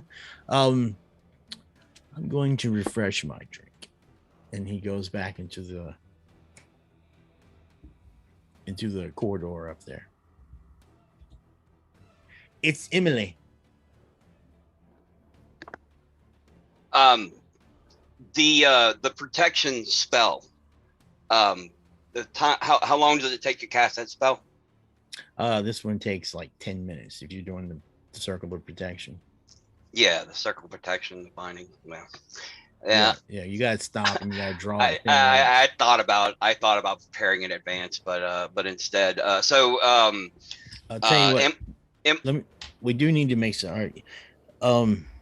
You had arcane salvo and you had the defense, and the way that works now is that's something that it takes like several hours of meditation and doing these rituals, but once you do have it activated, you have 10 charges to your arcane salvo. So Emily pushes Felicia behind her. Being as we were next to the DJ, I'd imagine we're not that far from a wall. So I'm trying to push Felicia behind Emily to kind of like get in front of her, protect her, and from somewhere in her in a hidden holster, Emily pulls out a very it's like a black wooden wand. It's carved and with, you have to get really close to see them, but there's like these symbols all down it. It's very well made. And she pulls it out, and if I hate to use the phrase, but if I hold it, what I want to do is I want to have arcane salvo ready for if something came at us, me, Tommy, Felicia, this area where we're standing. Well, there if any is of those, something. it is. Oh yeah, Yeah, because it's it the said one that's Tommy. attacking Tommy. Yeah. So Emily steps forward a little bit towards Tommy, so that it frees up her arms from where Alicia was. I mean, Felicia was around behind her, Mhm. And she yells, "Summon swift to my ancient call from the shadow's maw, the raven's caw!" And she points her fingers, and these kind of like shadowy ravens kind of appear and like fire across at the creature. They kind of like Alright. appear from behind her, and they follow where her fingers pointed, and just Alright.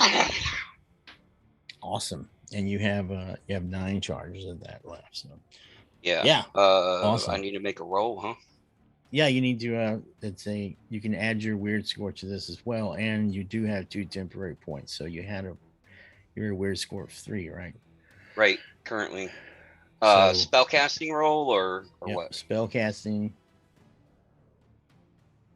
No, not for this. You've already cast the spell. Okay. This is just a ranged attack thing.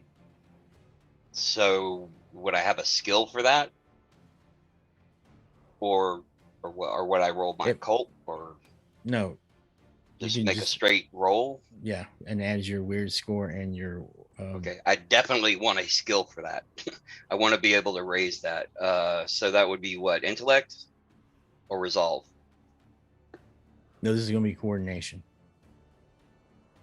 Oh, so it's an agility roll. Okay. Coordination plus weird. Yes. Yep. Gotcha.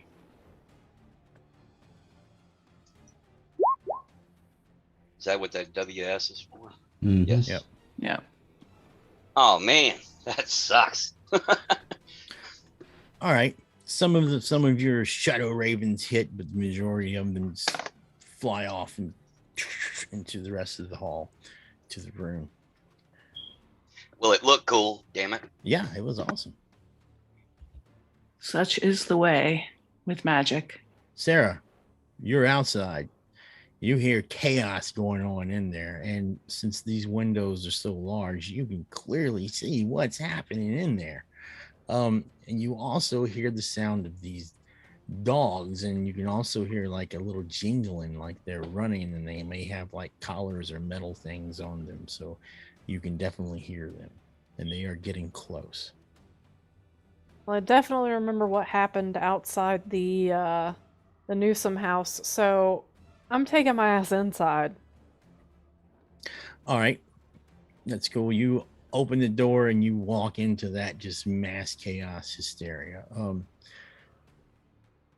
You once you're in this room, you need to make your reality check as you see these projector creatures.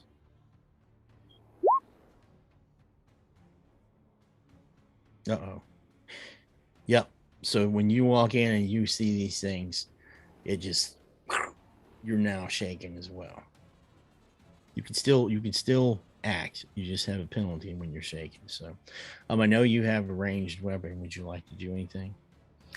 Well, right now I'm gonna just take a look across the room and see what's out there, and I'm gonna assume that between surveying the room and coming inside, that's my turn. Unless you think it's okay to still take an action. No, you can still take an action. So, like in the game, what you do is you would make your move. I mean, you know this, and then you can do your attack if you want to at any point. Since we're using the theater of the mind, I'm just saying you run into the door, you shut it, you see these things, and if you want to make your attack, you can. Yeah, I'll make an attack on the one that's attacking Tommy. All right. I'll shoot at it. No, okay. So if you make a critical failure, remember you'll hit Tommy. Yeah. That's always fun. I'm sure she'll have no remorse. I mean, Tommy's accident. Was it Tommy? No, Tommy never accidentally shot anybody. No, It that was Lucas. Yeah. That was Lucas. Yeah, Lucas. Couple of Okay. times. So, I have to add my modifiers. That is coordination plus, or does that already have that added You in? just need to put your coordination. It already has your skill level in it. Okay. And what about my enhanced strike? How many does that give me? And +1. Okay. Ooh. Oh.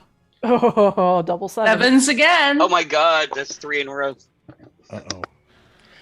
All right. Sarah steps in, pulls out her pistol. Even though she's shaking, she sees Tommy's in trouble. She lets out a shot.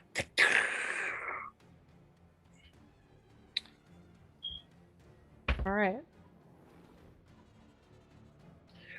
All right, so it's a D8 and you get 3 additional damage dice for the tier 3 critical. Okay, so 3d8. I'm sorry, it's a two tier critical. So 2d8 or 3? So you're rolling 3 straight up. Okay, 3.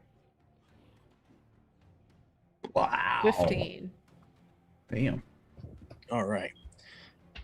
Tommy, I don't know if you recognize the sound of Sarah's weapon or not, but maybe out of the corner of your eye, you see Sarah come into the room and just whip out the gun. It's time. Boom! It hits this projector thing in the bottom of the chin area. If it had a chin area, pieces of metal and flesh just come off of it, and it actually steps back and stumbles and falls to the ground. It's still alive. It's just this blow knocked it to the ground. And now I have a gaping hole in my side where its pinky finger was. No, it's still in you. It's still in me. Yeah. Oh, Jesus. Okay. It has impaled you. All right. Outside, everyone can hear this howl. And in through the windows, you can see there are these large, like just huge, like Doberman pinchers, right? But they don't have any skin at all. They're bleeding. You can see like just you can see the moisture from their muscles and stuff. And they start walking the perimeter of the outside, like of the glass area, and they look very anxious to get inside, and they're growling and barking. They're behind the gates, right? You know, they're outside the glass. Oh.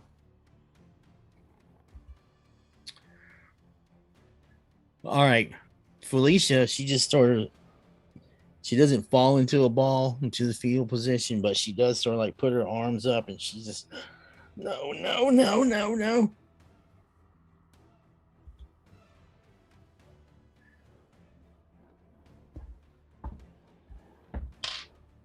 And the first nether camera creature beast tears through another party goer. This time, blood and head just come disconnected from the body as it just people start to scream more now, especially those who got blood splattered upon their faces.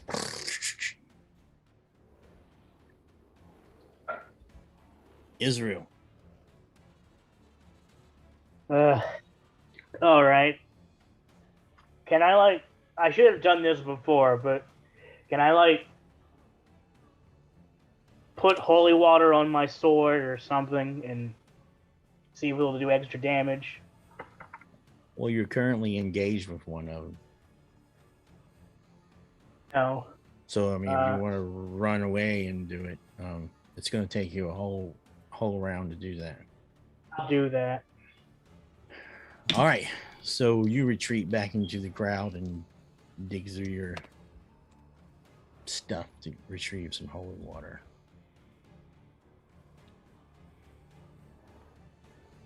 All right.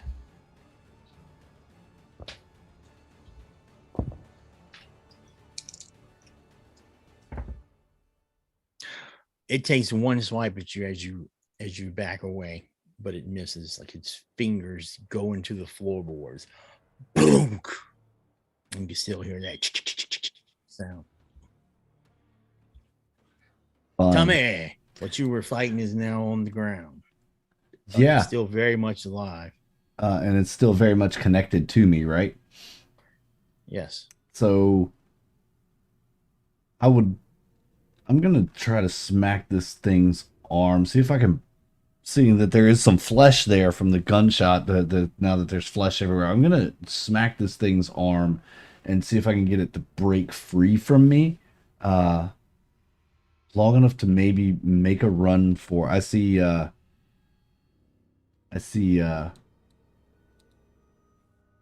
is it, I'm trying to remember how to pronounce your character's name. Ezreal, is that right? It's Israel, like the country. Yeah, Israel. Okay, and I see M running for the stairs. Israel retreating. These are formidable fighters, from what we know. So if they're making a break for it, I'm gonna do something similar. But first, I want to break free.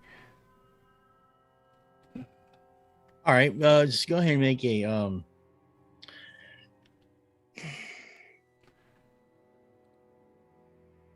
Go ahead and make your attack. It's fine. Okay, weapon attack. Yeah. Mm-hmm. Come on, baby. 16. Oh yeah. All right. It hurts like hell, and you take one additional point of physical trauma. You hit this thing's hand, its arm, and it does pop out, but man, it just tried to grab everything that it could to take with it. Luckily, it didn't grab anything important. Yeah, but your blood does spatter on the floor a little bit. And you want to run where? It looks like M's running to the stairs. I think that's a good place to go. Try and get in a height advantage on these so we can attack them, funnel them into one spot, maybe if they come after us. All right. Remember, there's actually two sets of stairs. They go to the same place. It's just one on each side of the fireplace. Whichever one I'm closest to. Okay, so you go up the other side. And I'll kind of look at Felicia and if I have time as I'm running away, this way, and that's it. All right. Also, remember there are two hallways, one on each end of the of this room. Yeah. All right, Emily, what you gonna do? Keep heading up the stairs. All right. You get up there, and that girl is there. And as soon as you come around the corner, she's got this huge, like, cleaver. She takes a swipe at you. Crap. Production assistance. Totally misses you.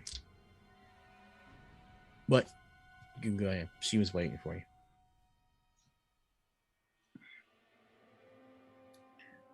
Let me see what I have in my repertoire. I do have a cross. I don't know if that's going to work on her.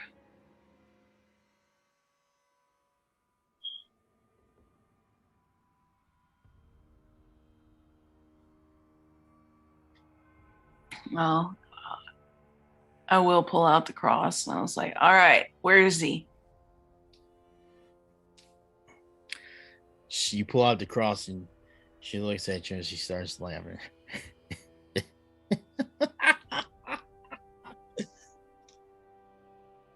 All right. Then I'll pull out the gun. Oh, you've already pulled out the cross. Okay. All right. Yeah, we can take a break. Just a second. All right. Another bystander party goer. One next stand. This guy is standing next to Kevin, the football player. Goes down. Oh no. As Not Kevin. No, not Kevin. It's someone standing next to Kevin. Oh. The long fingers go in, come back with like quarter of rib cage and shirt and a lung. Just blood follows with a trail.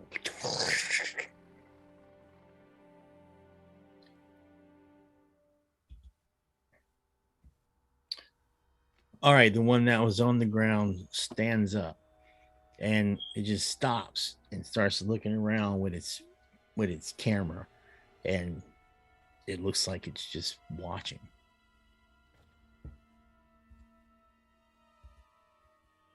Emily.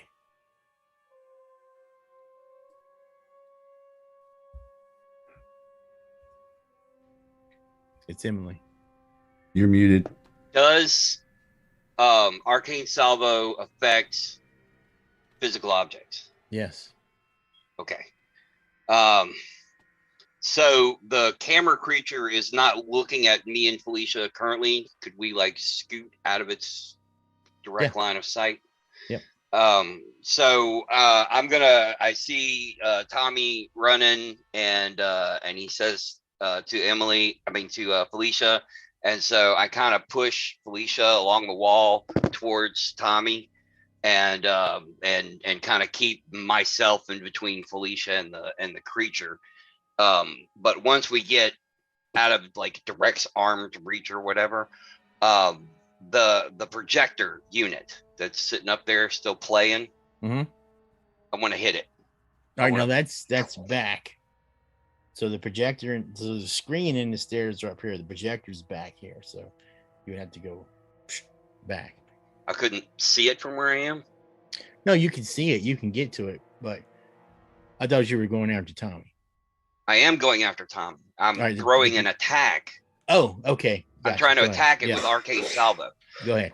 So I move along, and then Emily does her little chant thing, and then the ravens call and points at the projector to try and like knock it, destroy it. Not a problem. All right. But I'm going to get as far as I can towards Tommy where he went. All right, give us a roll.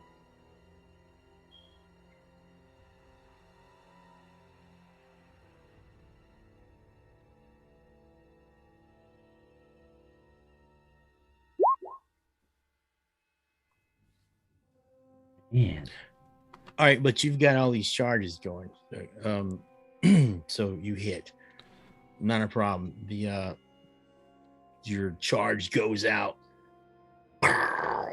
The camera just explodes and falls over.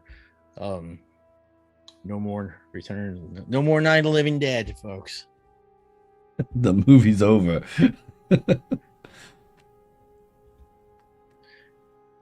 Sarah,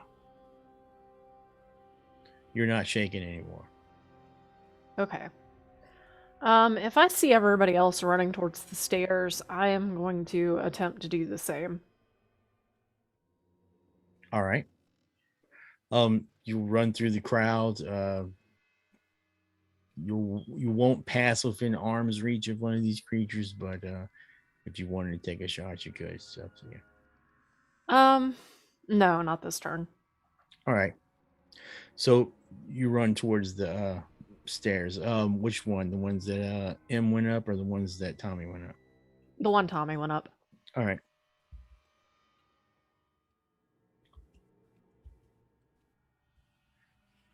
And the dogs are outside still howling and slobbering and looking like they want to get in. And that is the end of the round. Do you guys want to take a break here? Yes. Yes, please. That would be great. All right. We can take a quick break. We'll come back and do a dice drawing right after the break. Give folks a chance to get in on the drawing if they're not here already. Make sure I get the right thing lined up. 7 minutes long enough. We'll come back at what did that be? 10 to the hour. Yep. Sound good? That's fine. All right, we'll be back at 10 minutes till. All right. All right. Get your snacks, folks.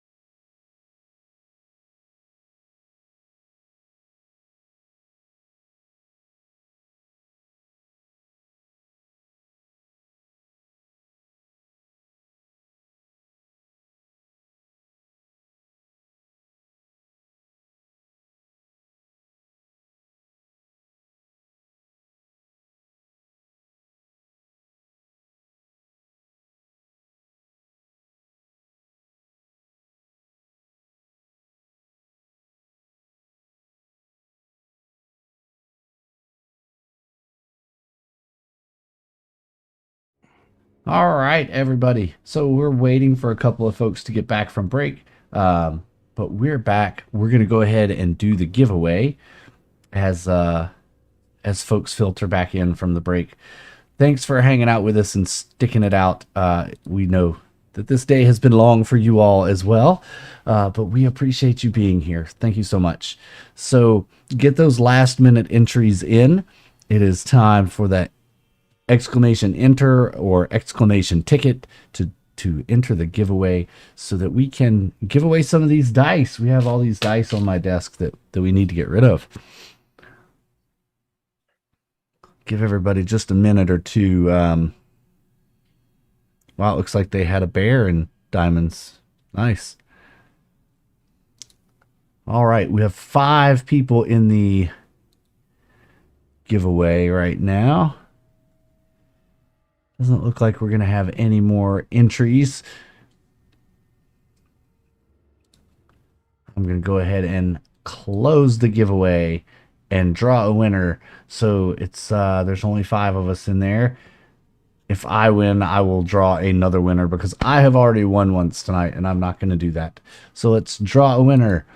And the winner is, look at that. I won. I'm going to draw again because that's just, I've already won it. I've already won. So let's draw another winner. And it can't be me. And it's RB. RB, you just won a pair of dice again. That's 2 in a row for RB. RB plays exempt. dice. He's an exempt employee. He can't get it. RB, do you want to pass your dice winnings or would you like to collect on these as well? Let us know, and we can draw another one. We have so many dice to give away. It's kind of crazy. Maybe we do one more right now, and then we'll do another one at the end of the stream soon. What do y'all say? We'll do one more right now. How about that? All right. And it's Smug. Haha, Smug. You Yay. also win a set of dice. So hit me up Smug in wins. the Discord in a little bit or tomorrow, and we'll get your dice over to you. Congratulations to RB and to Smug, both winning a set of dice here. We're gonna open the giveaway back up. That's 5 of these that we've done tonight. So we're on giveaway number 6. All right. That's half the dice has been won. Yay. Okay, was the first one back in. Enter. Because these dice are really cool. They're cute little teeny tiny They're dice. super cute. They're so small. Super awesome. Yeah, Smug, make sure you hit me up in the Discord. I'll send you a picture of the dice that are available. You can choose a color and we'll go from there. Anyway, meanwhile, our characters are getting their Hollywood close-up, as it were, up close and personal. And I guess we're gonna jump back into it. How about it? All right. So Felicia is still just clinging on to Emily, or staying near Emily. All right. At this time, the individual at the top of the stairs with the meat cleaver takes a swing at M. Yum. Oh, would you like to use your defense roll, Emily? Well, it sounds like I better. Well, it's not going to be a critical, but it is going to hit you. Right. So you need to roll a 14 or higher if you want to defend. If you want to Alrighty. use your defense for this round. Was that coordination? Yes. Or you're fighting with coordination. I don't think I have fighting, oddly enough. In the past, we've allowed you to use people to use athletics as well. But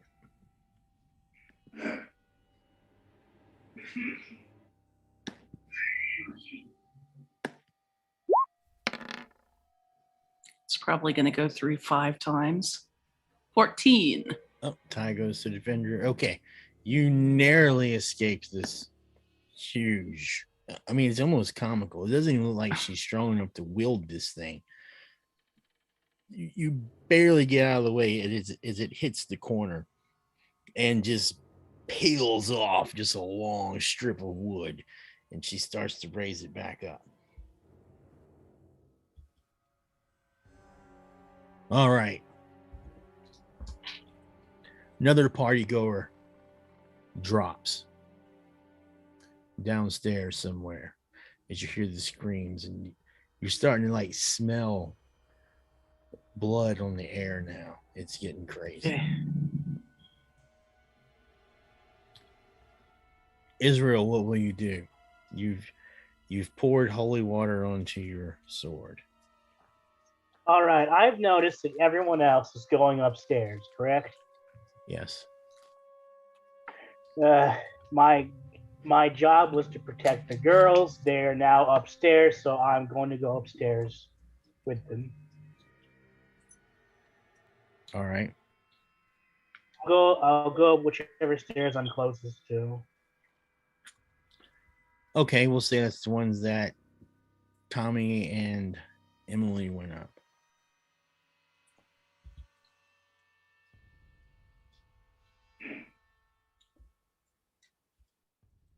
All right. Now that one that's just stopped, it's still just standing there and just looking around with that. Tommy, it's your turn. You get to the top of the stairs and you can see M is fighting with this lady, and make a. He's on the other stairs, isn't he? Yeah, but it goes to the same place. Oh, okay. Remember? They're just on either side of the. No, I get it. All right, Tommy, make a cognition roll. Comprehension? Yeah, I'm sorry. God, I'm thinking Ad Astra or something. That's okay. Derek will be straight up. Ooh. I am. Ooh. Nice. 17. Some exploding dice. Person.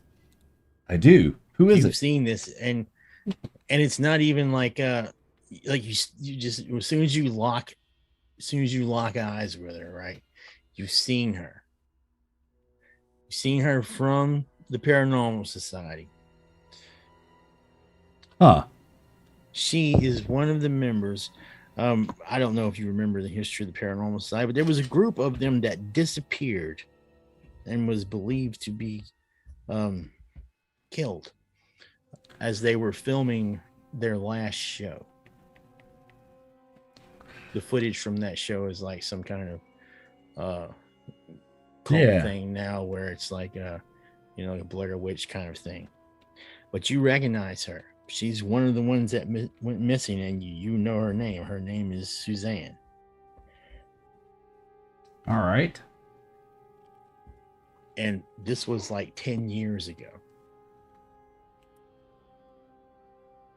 Huh.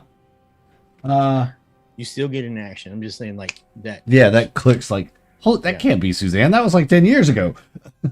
I'm still kind of bleedy and bloody here. Does it look like M has things under control at the moment? She's holding on a cross, kind of dodging these blows. I mean, because she is swinging that cleaver at her. So, right.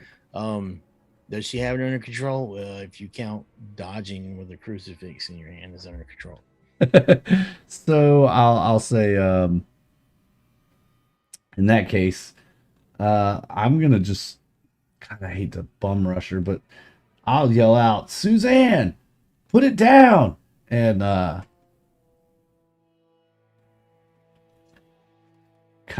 gonna head that way. If I have any movement left after I get up to the top of the stairs. Yeah, you're at top, so you can definitely, if you want to tackle her, that's fine. When you say her name, she startles and she stops, and she looks over at you, but she's no longer like, she stopped mid swing, right? She's like, huh? but you can still do something if you like. Yeah, I'll try to tackle her for sure if she's no longer in the knowing that a critical failure is gonna get me meat cleavered. That'd be what, coordination? Yes, plus fighting if you have it. I do not All right. have any fighting. That would be Derek. I'm the healer, not the fighter. Coordination roll. Ooh, Okay. weird score. That's me. Me. That's me All right. too. 9, So both of and you get a point of saturation and a temporary baboon. I thought your word score was 3. wait, is it 3? Yeah, because I it's thought the it was same as 9. mine. Why did oh, my weird number is 9. Yeah. My weird number is 9. No, you Your all. weird score. Yeah, the three of you had the Your same weird weird number. Yeah, mine was 3. And we had the same one. Okay, I don't know why it says 9 on my character sheet then. Well, if it says 9 on your character sheet, then go with that, I guess. I Well, don't know. no, it might It have was just got 3. changed. It might have gotten changed in the Yeah. merger. So yeah. All right, so we won't count that one. Well, M's is 9, right? Yeah, we'll count it for M. M, you So get a that's- point of saturation and a temporary weird score boost. Ba-boom. And that's 4 weird surges in 15 minutes. Yes, it is. Yeah. And it happens to be M's turn. Yeah, so Tommy, you jump on her, and she's still holding on to the cleaver, but you have her on the ground, and she's not like happy. All right. M's turn. I'm going to try to wrest the cleaver away from her. Give me that, you midsummer reject. All right, so let's make a regular fighting attack. Do your coordination. If you have fighting, you can add it to it.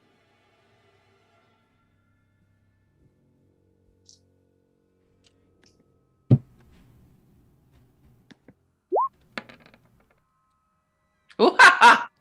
Holy sevens. shit! We're on a weird surge run tonight. Woo! Emily's All gonna right. have like how many temporary weird score now? That would be the 4 weird score. So I actually have a weird score of 5 right now. I have the weird power of like a full blown witch, but no Yeah. spells. Okay. All right, you snatch this out of her hand. Yes. You have this cleaver. Now, when you grab it, wow, this thing is heavy. Wow, this thing is heavy. It is old school, like some butcher from the 20s or whatever. This thing is made out of just straight up carbon steel, man. It is heavy. Nice. Much heavier than you would expect it to be. All right, I have a cleaver now. Yes, you do.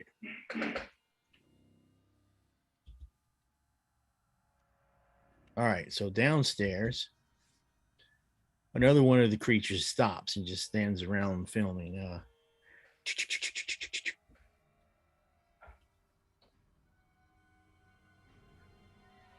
Huh.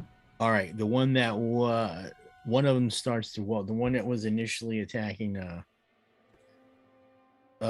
Israel starts to walk towards the stairs. It's not running or anything. It looks like it's just trying to get the shot. And now you can hear the host voice. Boom. It's coming out of the speakers. And that concludes Act 1. You all have done an outstanding job. Absolutely believable. I believe the fear and terror in each and every one of you. It was palpable.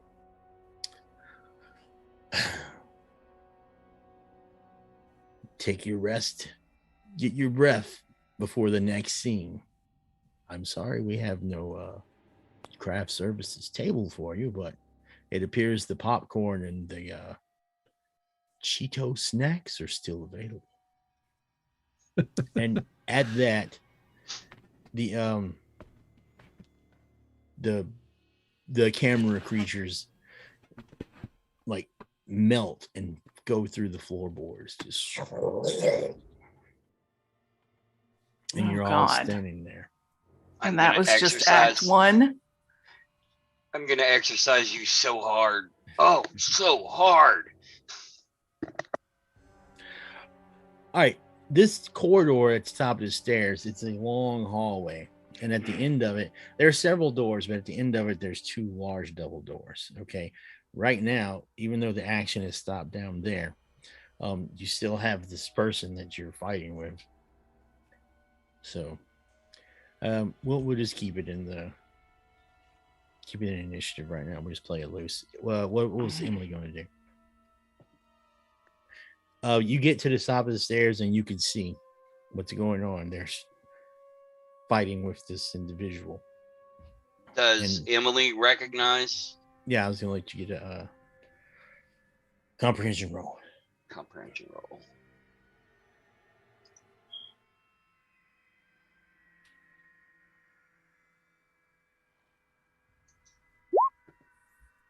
Oh yeah. Yes. That's Susan Motts. Nice roll. Susan. She's So been- I recognize Susan Motts as being one of the people, like he did. Yep. All right. So that clicks.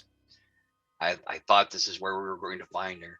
But if Tommy looks like he's having difficulty with her and she's struggling, I'm gonna back up a little, like I'm gonna back away from the rest of the crowd, and just to make sure none of the camera things or there's anything behind us, and then I'm gonna go help Tommy hold her down. All right. Just make a Tommy's already got her, so just make a might action check. Might. Yep. Might. 13. All right. You've each got one of her arms. Sarah, what will you do? You went up the stairs behind M, right? Well, whichever. You get up to the stairs, and you see this scene. They're struggling with this girl. Okay, well, it looks to me like they've got it under control. I'm gonna come up to them and go, "Who is this person?" All right. How about we just take it out? We'll take it out of combat now because you have her. So That van, that's her van. That her team. Yeah, they're paranormal investigators, and That was they were 10 years ago. hard to believe, right? 10 years. Wow. Sarah, not Sarah, Susan. Where have you been for 10? Have you been here for 10 years? I'm just kind of she grits her teeth together, and when she does, there's this terrible smell on her breath, and she's struggling to get free. I've got a rope. Shall we tie her up? Seems like we'll need to. yeah. Almost Tie her she to the almost banister. broke free, but she didn't. Yeah, I think we I need don't to know. tie her to the banister. He seems possessed to me.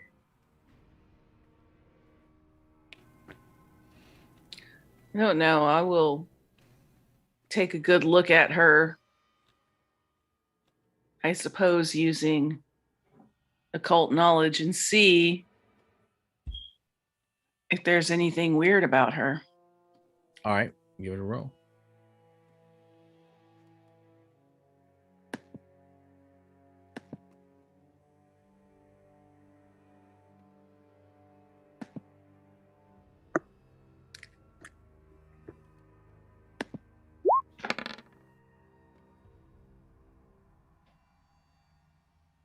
Nice. Nicely done.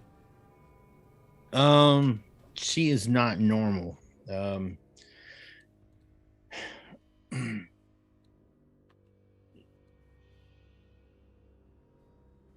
I don't know any other way to put it. She, whoever she was, she is no longer there. Whatever is behind her eyes is As Tommy, was it? going. I don't think Suzanne is Suzanne anymore. Well, you're probably right, and he's kind of, doing his best to hold her down. Perhaps we put her out of her misery. What? She's possessed. Ah, Mm, it's possible, but whatever. I don't think she's any longer in this vessel that's been possessed. She's Well, too far gone. Don't you think it's worth taking a moment? Let's take a breath here before we start putting people into graves. But she's still helping tie her to the banister, and Emily brushes Susan's hair to the side and like puts her hand on the side of Susan's face and says, "Don't worry, we'll get him." And then Susan like bites at her, and Emily has to pull her hand away real quick. Yep, she would definitely attempt to bite you. Tommy knows about getting bit. yeah, you don't want to get bit. Still have the scars. And I think the answers are on the other side of this door. All right, so If we leave her here or try to exercise her? So you just leave her here for now. I say leave her, as she's bound up tightly to the banister. She should be staying there for a bit. all right, anyone else have anything to say or do? Downstairs, the people have stopped screaming bloody murder, but there's still high voices and what the hell was that? What's going on? Who was that guy? I don't know. Oh my God, Johnny's dead. He's all over the place. Oh no, not Willie. Willie, talk to me, Willie. Oh shit, Willie's dead. All right. Not And Willie. if no one's done it yet, I'm gonna try and call 911. Yeah, you have no signal. period. Thought so. But I had to try, right? It's for the movie. Mhm. Yeah. So there was a big door up here. Tommy Yes. The end of the road, at the end of the hole. said. When Tommy says it like implies that the answers are on the other side of the door, Emily just reaches around with that wand, and Raven Caw strikes the door. Like I'm gonna All right. Nice. We have waste, we have waste one of my. seven of those left. Yes, I know. All right. It doesn't not damage the door. It just doesn't give you the effect that you want it to. There's some splinters and some marring, but it doesn't blow the door down or anything like that. But you know there's got to be something special about that door, because this would have. Right. Well, I just say, Emily just says, "Wow, they made doors pretty strong back then." All right. Kevin starts to walk up the stairs. Let's see who is God. What the hell's going on down here? What's going on up here? What's happening? Kevin, I think you should take cover down there. Sorry. Yes. This house is haunted. It's like a slaughterhouse down there, man. Hey, Kevin. Hey, Dead Kevin. people are everywhere. Kevin. Intestines, shit, hearts, and fucking rib cages, man. Kevin. What? Welcome to the WYRD. What the fuck is that supposed to mean, man? This And house is haunted, Kevin. Emily just kind of laughs to herself and turns away back to the door. Tommy will kind of walk over to Kevin, and you see the camera pans from far behind Tommy. He walks over, looks at Kevin square in the face, kind of slaps him in the face, goes, "Get a hold of yourself, man. Be the quarterback for a minute. Go rally your team and defend one another. Use whatever you can find in this house as a weapon against whatever attacks you.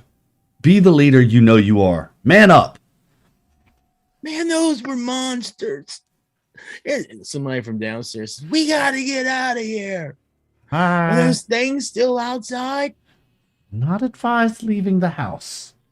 Kevin, you need to lead your team to victory. All right, you can make a manipulation roll. Yes. I don't know if you have it, but just add your charm to it. Here, Influence, I'm here sorry. for Tommy. Oh, not too good. Not too good this time. All right, All you really heard was so you get the absolute opposite effect you're looking for. He just there's no team here, man. There's victims, man. I can't lead a bunch of victims. I don't know. What? How are we gonna get out of here? Yeah, we gotta leave. We need to go. Is there a back door? Are those things still out there? I don't know. Why don't you check? I'm not going out there. They fucking kill William. How long is intermission usually in theater? 20 minutes, 15 minutes. depends on the play. I would know, but based on my acting, could I get some kind of read on how long this might be? Having acting as a skill? 15 Israel, minutes. Yes. can you do a circle of protection? I can't remember. No, I can do cleansing radiance, so I'm waiting for that. Well, I could do God. that. That might be a good idea to get as many people in as possible. I can help you. I've got salt and chalk. We can make a circle. We could try. We could certainly try. And Emily starts, pulls out her little black studded purse and starts digging out actual occult resources. Where are you going to put it at? That's a good question. Matter of fact, I'm gonna bring that to the party. Well, should On the put it up first here floor. or I think down on the there? first floor. In the middle. Yes. Right in the middle on the first floor. I was about All to right. say that. So go down there and M start doing their thing. I'll go Can and I- heal any. I'll go and heal people. Can I lead? Can I like help with potency or whatever? Yes. All right. I want to remind Sarah that you actually have circle of protection in that book as well. Well, that's what I was going to ask Emily. I was like, do you have a spell book? Because if I could borrow the spell, I could read it.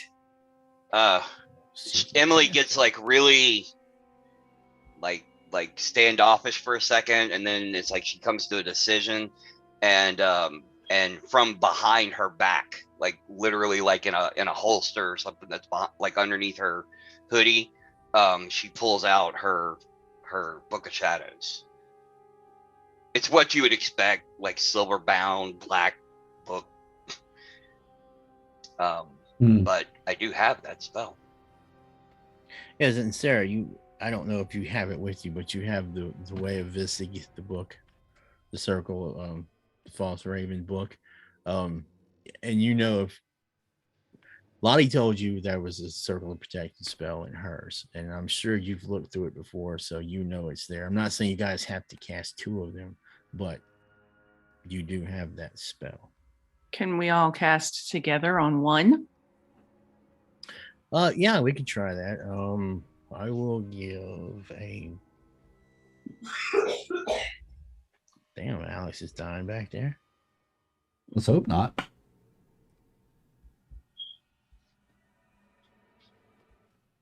All right. All right, so I'm just gonna reduce the success score since there's so many of you attempting to do it.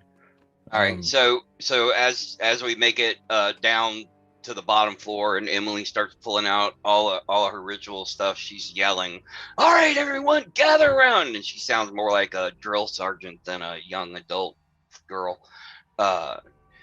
Everyone here, move it away from the walls, away from the window. Look, you see that dog looking at you? He wants to eat you. Perhaps we can do something about that. Come on!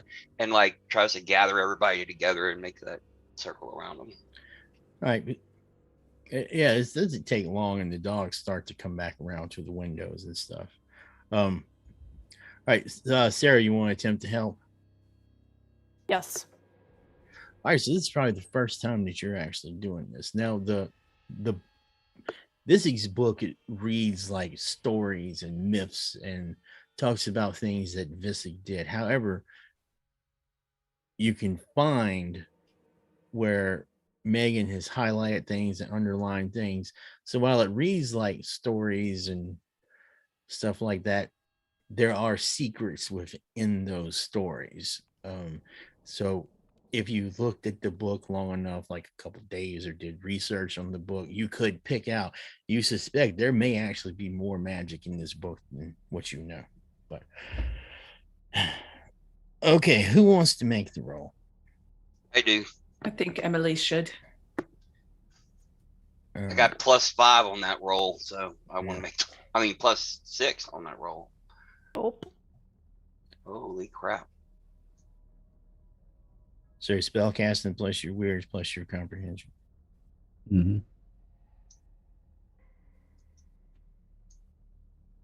Right.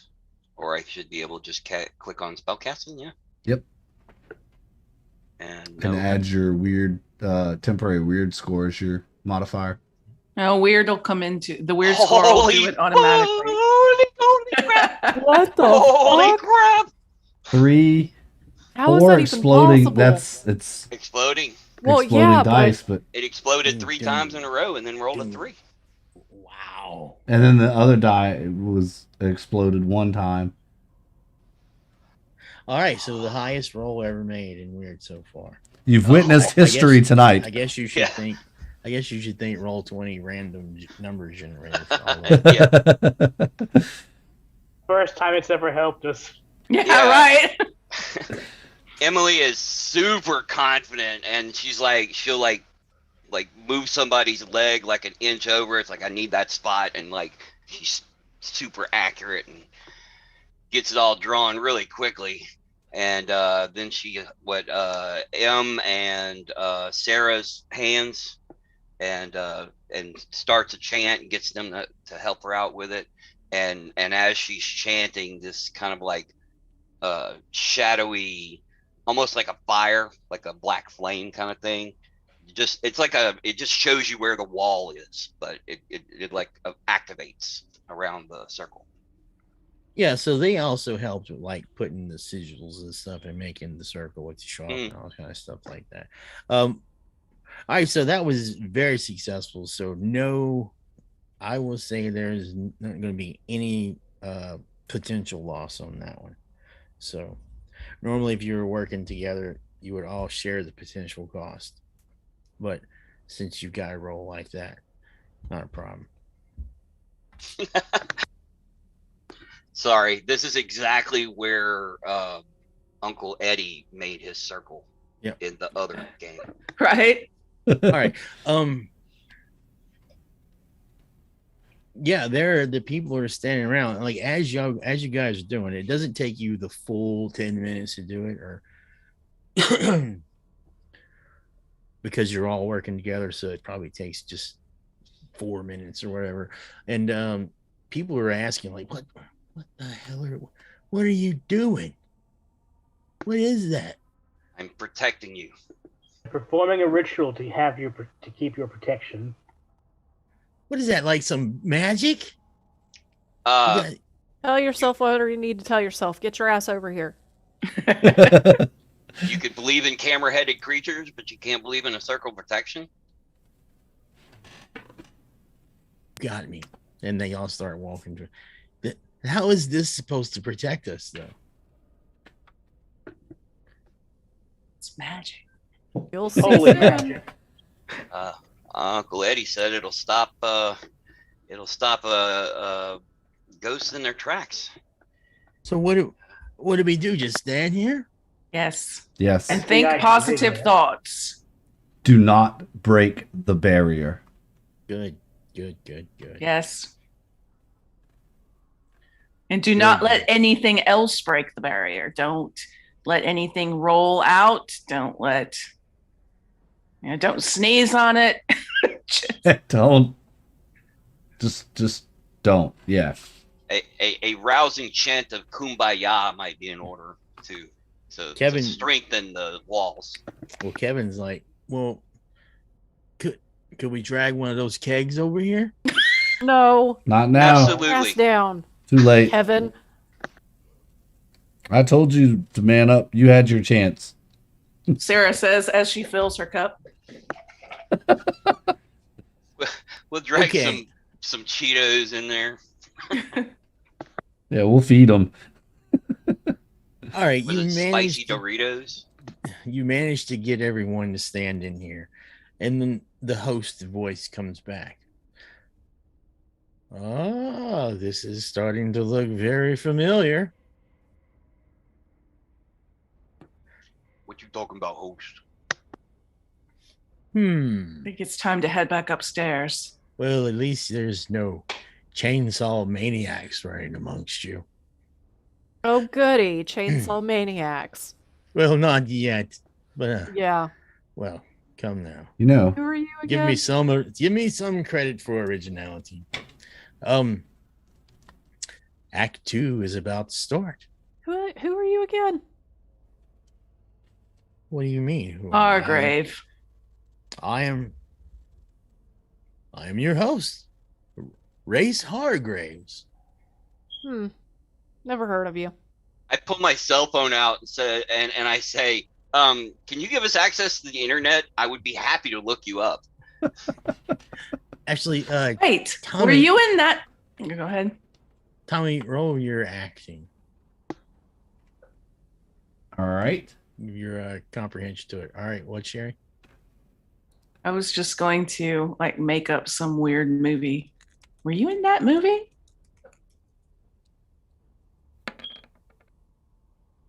But 11. I'll let Tommy take. All right, the name sounds familiar. You think you may have heard it in one of your acting classes, but you're not sure. Okay. I'll share that. Hargraves. It sounds really familiar. Something from acting school. What was it? What do you mean familiar? I've heard your name. We were taught about you in school. Really? Yes, you did something. I can't remember the name of the film now. We had to remember lines from that thing too, and I can't. What was your greatest work, Mr. Hargrave? I'm gonna play it up. We're creating it now, Tommy. We're creating it now. Well, I'm honored to play a role in your film. Oh, and I am honored to have you all. And without further ado, let Act 2 begin. And from upstairs, you can hear a click, clack, clack, clack, clack, clack, like doors unlocking. I was heading back up the stairs. Okay. Well, then, as you're going upstairs, you hear all those clickety clacks of the doors unlocking. Oh, that can't be good. So, I've got the cleaver. just a thought. Outside in Sarah's car, I happen to have a flamethrower. We could just burn this whole house down. You would have to get past those guys. Oh, I fought those guys before. Those aren't me. That's nothing. You don't got Glenn in a shotgun this time. Poor Glenn. Poor Glenn. He's still in the hospital. And would you like me to bless your weapon? Who are you talking to? Me? Him, yes. Bless the cleaver? Yes. And then I can bless everybody's weapon here if you want me to. All right. It's going to cost you potential points every time you do that. Just keep that in mind. You only have 30 something. I'm good. At some point in all of this break and stoppage, would I have had a chance to kind of tend my wound? Yeah, you can make first aid roll. I mean, you probably can make first aid rolls to help those downstairs. as Yeah, well, but for anybody. We won't go through. Can I just do one roll to first aid everything? Yep. Israel already mentioned that he was doing that. Oh yeah, I think I do pretty well on healing or at least binding the wounds of the injured, including myself. I mean, yeah, there's by no means are they healed, but you have you're able to apply your first aid skills. Yeah, and Israel does a couple of things as well. I just don't know if he wants to use up all his points healing everybody down there.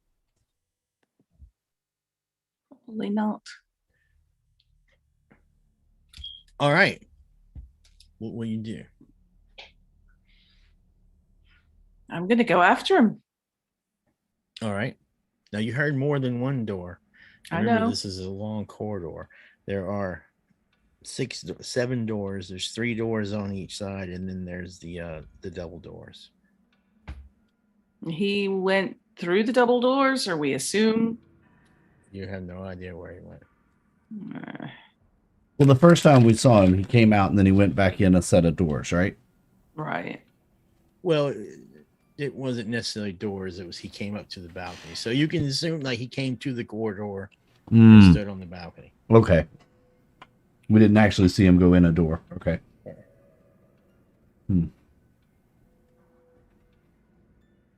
Well, I'll be right next to him, I guess. Ready to door, one-on-one. All right. What about everybody else? Let's figure out what's the game plan. I'll follow them, and I will bless M's cleaver in the process. All right. So we're going to say that's 4 potential points. So I think you have 31. All right. So Israel comes over and he says some blessings, some prayers, and he actually is his prayers are and blessings are of the Judeo-Christian religion. So you can understand some words he's saying, some phrases and stuff that he's saying. Hell, I mean, you might have heard some of the Cult of Arathul say similar stuff, but he tells you your cleaver is now blessed by the grace of the Lord. Thank you. Praise Jesus and pass the mashed potatoes. Let's do this shit.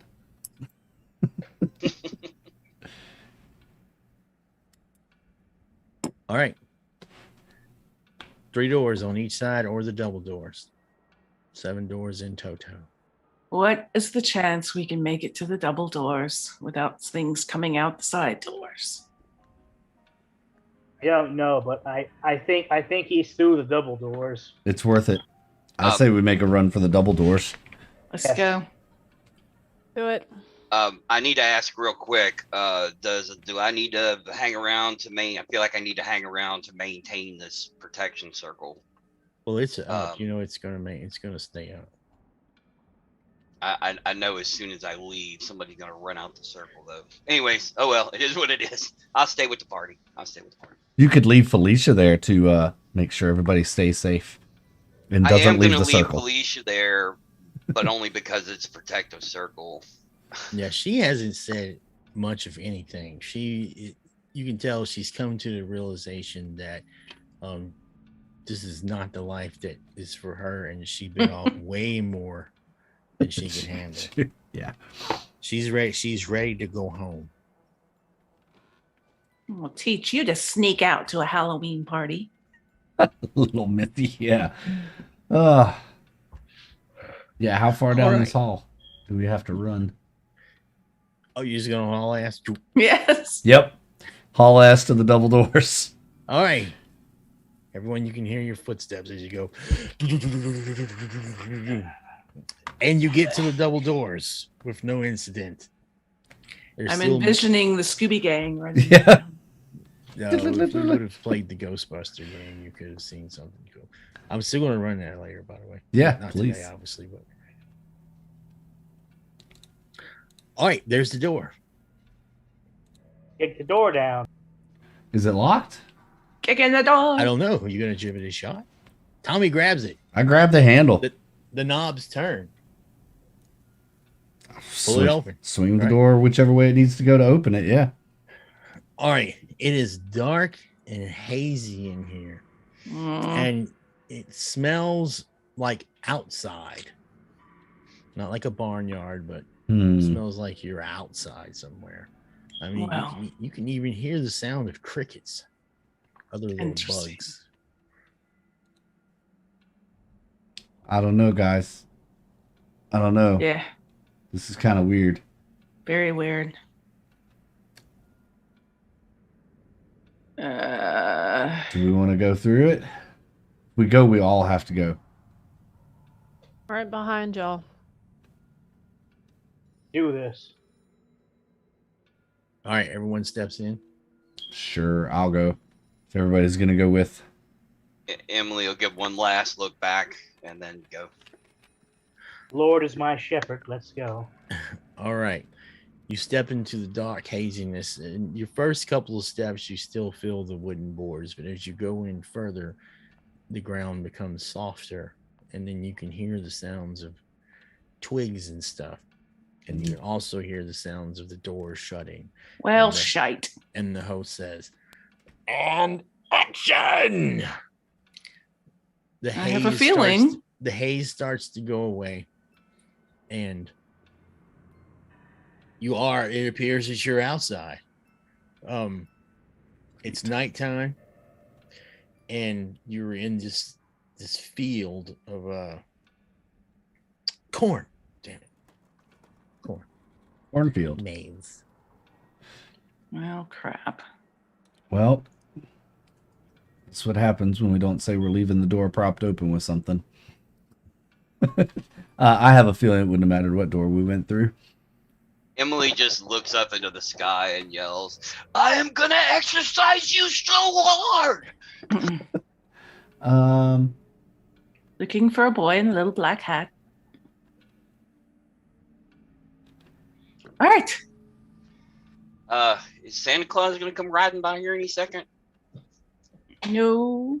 You said looks like there's like It's a path corn. and corn maze.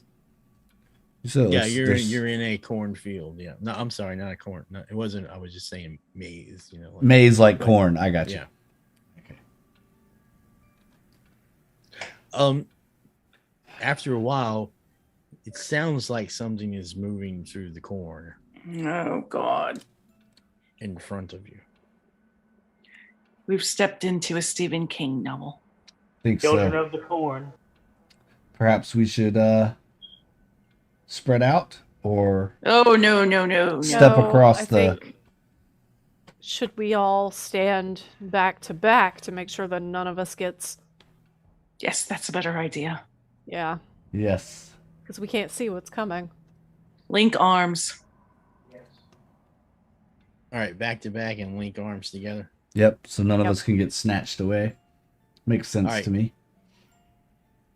Emily links one arm, and then with her wand, I want to blast. Basically, if it just clears the corn away, I just want to throw like a blast in between us and whatever's making that noise. Alright. I'm not really as interested in hitting it as I am just finding out what it is before it gets too close to us. You got So 6 I'm of gonna those use one left. of my arcane salvos and have the crows fly through the corn, and like Ooh. you know, a little piece of corn will fall, little bits will fall, and just as they fly through, it's like Release the familiar. I can see through his eyes, or he can tell me what it is. All right. So Set I'll him down. set him down and ask him, can you let us know what it is? What's coming? What's coming, Kenny of the East Wind? I shall do my best. He enthusiastically leaps into the corn, and you can hear his little feet go. So Yeah, you can see from ground level what Derek's gonna say. is this surreptitious, or are you talking out loud to your rat? Oh, I always talk out loud to him. Oh hell yeah. Emily's down. unless I'm in a situation where it would be better to use telepathy. You know. All right. So you can hear through Kenny's ears, and it sounds like heavy footsteps walking through the soil and the corn, like thunk, thunk, Oh thunk, God. thunk. What if it's Thunk, an axe thunk, or a thunk. chainsaw person? And Kenny can see there's this large guy who's wearing overalls and this old flannel shirt. Oh crap. John. He has like a burlap sack over his head that has all these like it's not all these. It has like skeletal features that are painted onto it, like somebody put a stencil down and spray painted it Mm-hmm. over it. And he has a pitchfork in his hands, and he's almost on top of you. So Kenny can tell Kenny's Whatever Kenny's assailant. Yeah. He's almost on top of you. Who's he closest to? Can we see? Yeah, you can see the tops of the corn stalks move as he's coming through. So Emily's attempt to clear the corn out of the way had no effect? No, you knocked off some corn. I mean, it didn't open up a passage or anything.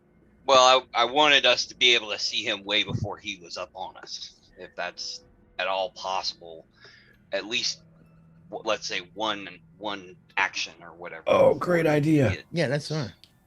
Oh, moment of brilliance here, a flash of brilliance kind of thing. Kenny, can you run inside his pants?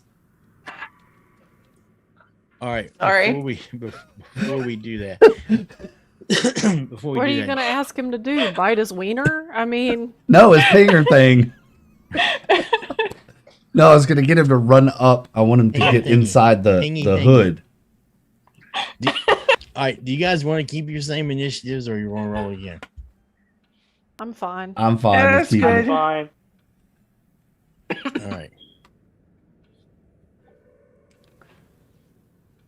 Do I need to roll one for Kenny, I guess? No, he goes on your turn. Okay. Oh goodness. Send the rat in. All right, so it's going to be Israel, but yeah, you between Emily blowing some of the corn stalks away, and Kenny's reconnoitering, you can get a definite jump on him. Right.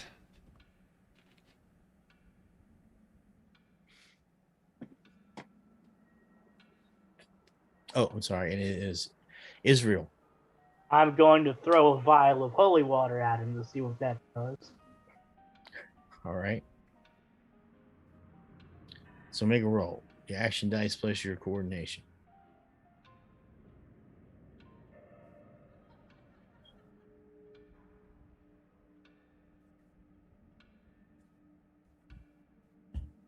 Coordination is agility.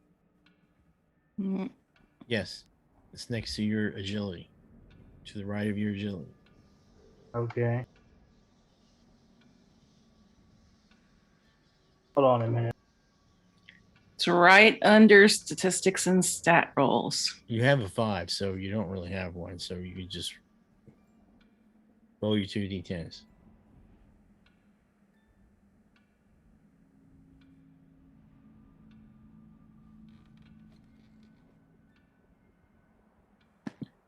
Ooh. All right, the vial goes off into the darkness.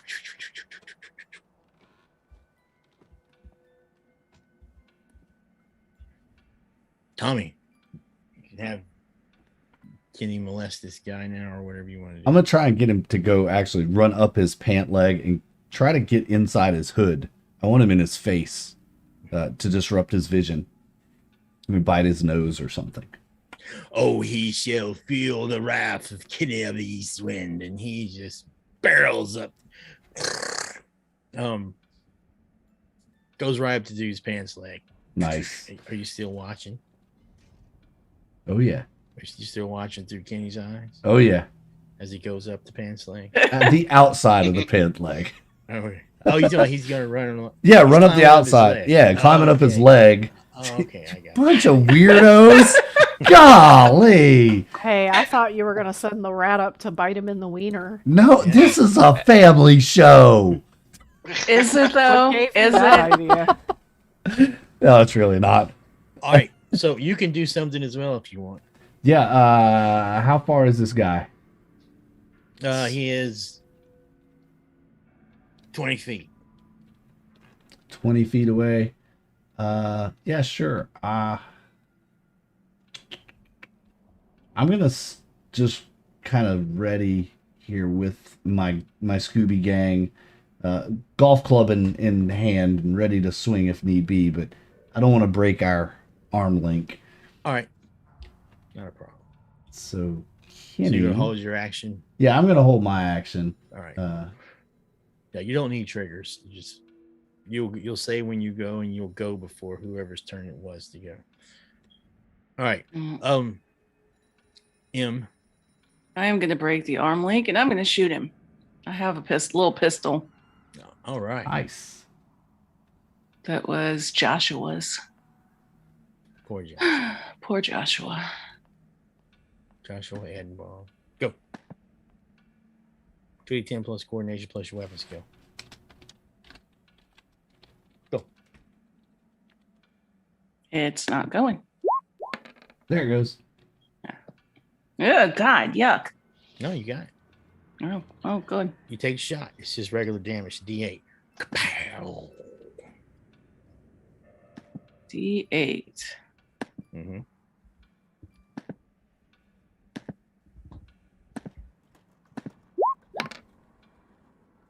Yeah. All right. You rag out around. Kapow. Oh, It God. hits him. I forgot about Kenny. Did I hit Kenny? If you want to. No, I don't. All right. Then you miss. Okay. No, you hit the guy. You hit the guy center mass. Boom. He stumbles back a little bit, but then regains his balance. Emily's turn. Emily is looking around, watching this guy like get closer and asking, is this the heroic last stand or is this a chase scene? and then she arcane salvos him. Is that cattle mooing in the background? Yeah. Okay. Okay, so you're doing a regular ranged attack. However, Yeah, go ahead. okay, so it is your weird score is right now at 5, 6, 6. because it was All right. 5 weird surges and I already had a 1. So you're going to be rolling 6 D4 for damage. Sorry. I didn't hit him. Don't I need to hit him first? Yeah. Okay.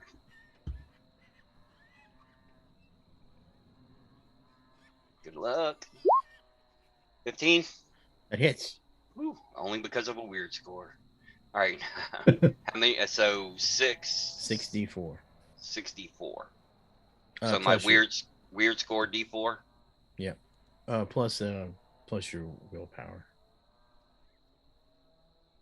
So 7 D4. No, the other plus is just a pip. Like, Oh, +1. Okay. all right. That was a good solid hit. So Those 18. shadow ravens. Those 19. shadow ravens come out of your wand and just pelt him. This definitely has him stepping back a little bit. And he starts swinging, flailing with his arms, and the pitchfork is in one hand, and he's doing like. Now, Kenny, bite him. Yeah, that's cool. We can roll. Like Kenny it's bites. pee-pee. Kenny starts chewing away. I'll fell this beast. 10 for a bite on Kenny. That's all right. Kenny's just biting. You don't have to roll for Kenny. Oh, okay. All right. Sarah's turn. All right, I'm gonna shoot him. All right.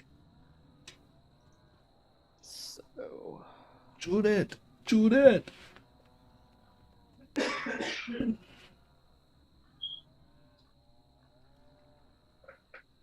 Holy crap. okay. Yeah. All right, how many D8? All right. That is a 3rd degree, so it's your regular damage dice plus 3 more, so it's 4 in total. Boom. Wow. And you got it, him. All right.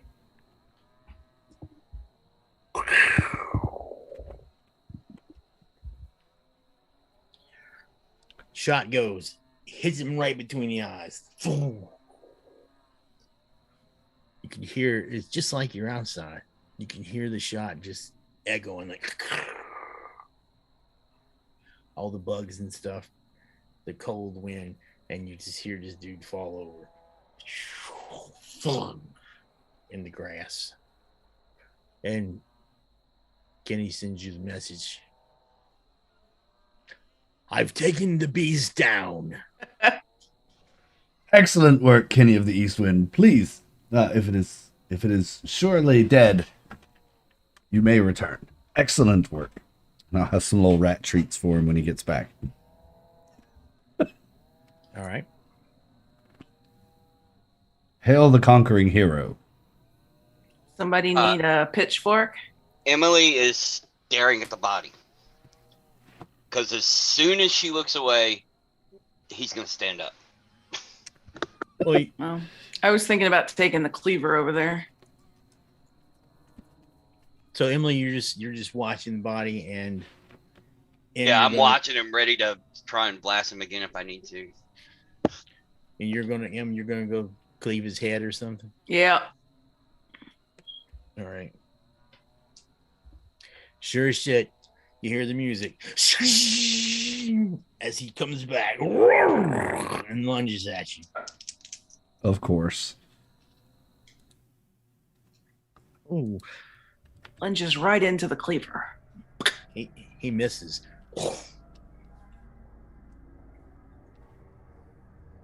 Oh.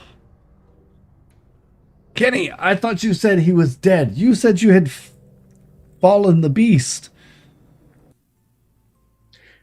He must have returned from the afterlife. Let me loose again, and I'll finish him off. By all means. Please. Did we skip you? No, we didn't skip Tommy, right? No. We haven't moved past Sarah.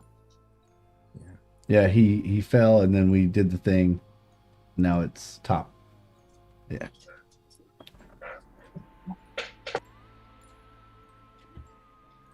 All right. Wait, did the round start back over and I didn't realize it? Yes. Mm-hmm. Okay. It's Israel's turn. Israel is back to life, clawing at M. I'm going to run up to him and I'm going to strike him with my holy blade. You do that. So your weapon skill plus your coordination.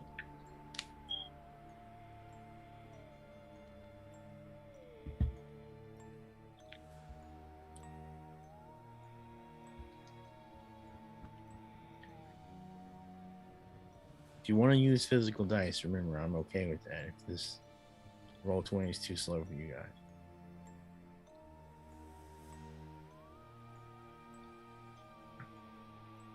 So just roll your weapon skill and add your. No, you don't have a coordination. Just roll your weapon skill. You just click it. There is no modifier.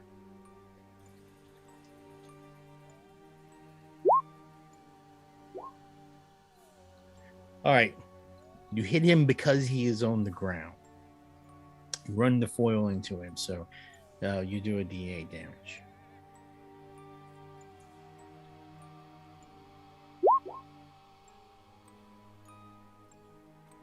Man, I'm sorry, you guys. M and Sarah, you need to actually do. The guns are 2 dice, so you should have done 2d8 additional. We'll fix it on the next round. Okay, as you stick the blade into him, you and there's like some condensed breath that comes from under the mask and stuff, and out the eye holes. It's Tommy. Tommy, what you gonna do? Tommy, if this thing is still on the ground and Kenny's running over, I'm gonna go golf club this guy right All across his head. No. I'm gonna reach down and pull his hood off. All right. Make No, an no. attack roll. Yeah, reach down and pull his hood off. Just that's Kenny's. Hold on. I've got 2 character sheets open, so it's just gonna be a coordination roll for a unarmed attack. 7. But double 3s, weird score for me and Sarah. Yep. All right. That's 7, 8. Is that 8? Yes, that was. Yes, it's 8. Don't worry. I mean, it's gonna cap out somewhere. But don't worry, I got it under control here. All right. Yeah, you just barely missing. Kenny leaps off your shoulder, and lands on him, and starts scratching and biting.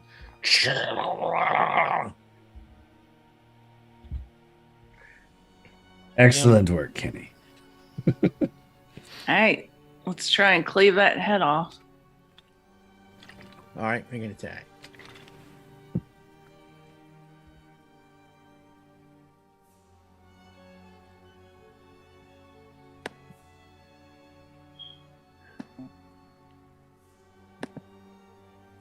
Slow.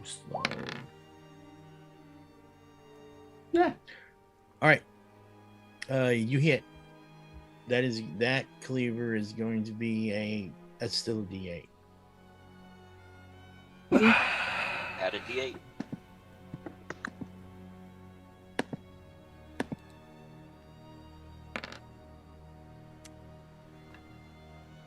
Seven. All right. You plant the cleaver. You slice open part of the burlap sack and you get it right into his side. Blam!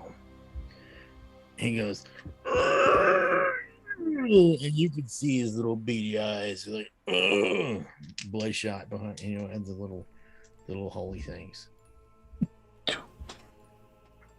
Yeah. Emily.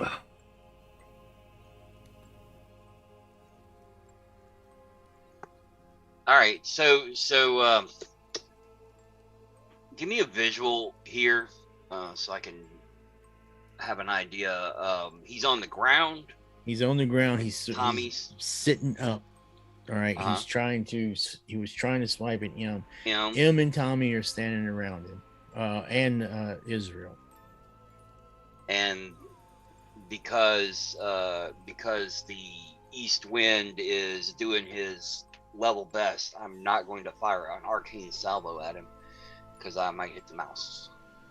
The rat, I don't know how he identifies, but oh man, We would only hit him if you roll a critical failure. yeah, but that's still a chance, and Emily's not gonna take Yes, that it chance. is. So Emily is basically gonna hold the arcane salvo. I'm looking around to see if there's anything that might draw a person, like, oh, there's a shack in the woods or something like that. All right, But, you can make a visual perception. perception.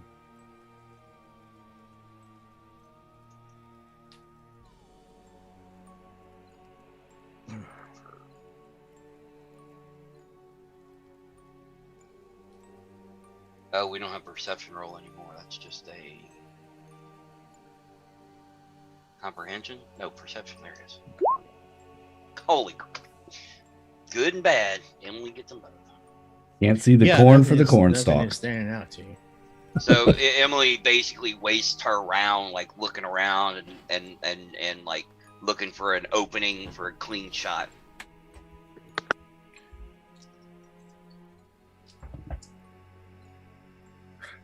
All right, M. Would you like Yes. to use your defense for this round or save it? Because he's going to hit you. He's swiping up at you. He's trying to grab you. Sure. All right, you need to roll higher than a 13.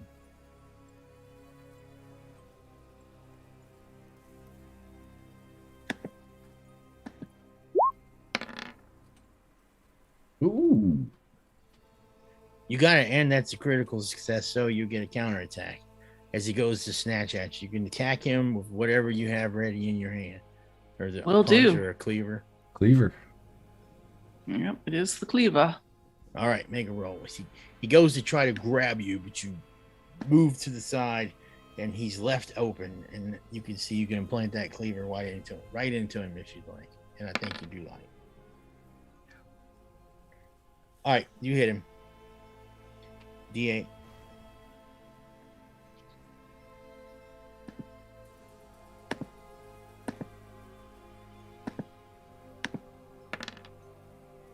Oh man.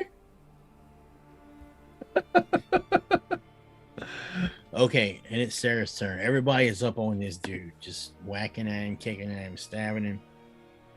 I'm gonna walk up and point blank shoot him in the head. All right.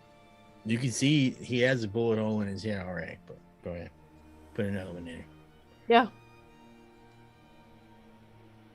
It's like Shaun of the Dead. Somebody needs to play some Queen in the background.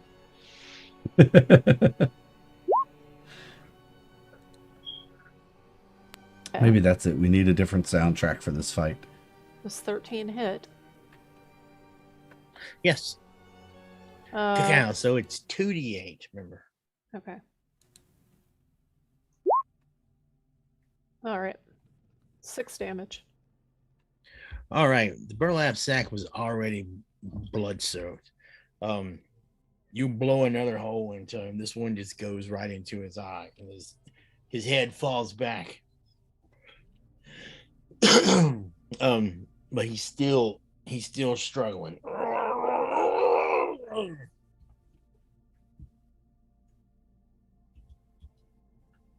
Israel, what will you do? He says he's Can't gonna hear attack you. him again. Again.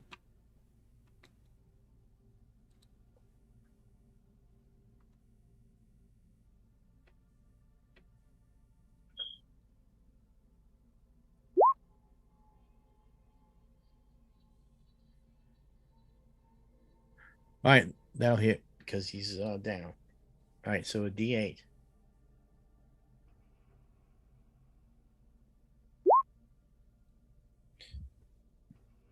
All right, this one goes into his neck, and you pop it out the side, and blood starts to spurt. And now his ers are like wet gurgling gurs. Hey, man. All right. Wow. Okay, merman. Hey, man. I'll get you. Is Tell the me. pitchfork just laying there on the ground? Yes. I'm gonna pick it up and just ram it right through this guy's chest. All right. Woohoo.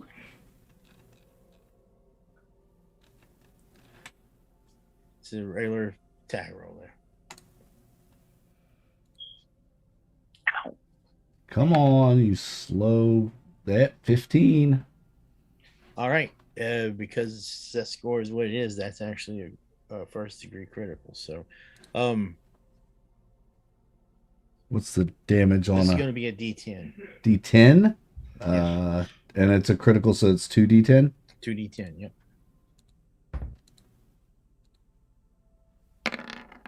Oh, exploding was still on, wasn't it? Nope. No, it wasn't. That was my other roll. Okay, 16 damage All from right. this pitchfork to the chest. You missed Kenny. Yeah, But the you go through his times. chest. You buried into him and give it a twist. Yeah, I want to try and shove it all the way into the dirt and like just Oh, pin him on the got ground. You're Yeah. in him, and he's like, he falls down and blood's like filling up the man. Right now, the burlap sack is just saturated with blood, and he's not moving. That's so disgusting.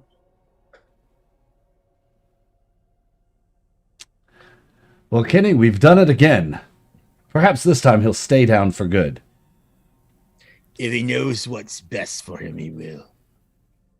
Hack off the rest of his head. All right. Head in a burlap sack. You just...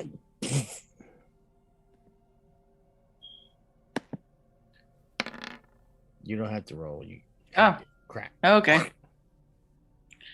All right. Well. So you have a head and a burlap sack. Somebody want to punt it? Or Ew. Sure, why not? I'll punt it. Emily backs well away from any spray. All right. You kick it off into the darkness. Fucker. All right. You can hear the host's voice. Poor Mackie. I thought he would be such a better. I thought his performance would have been much better. I'm glad you. Well, never mind.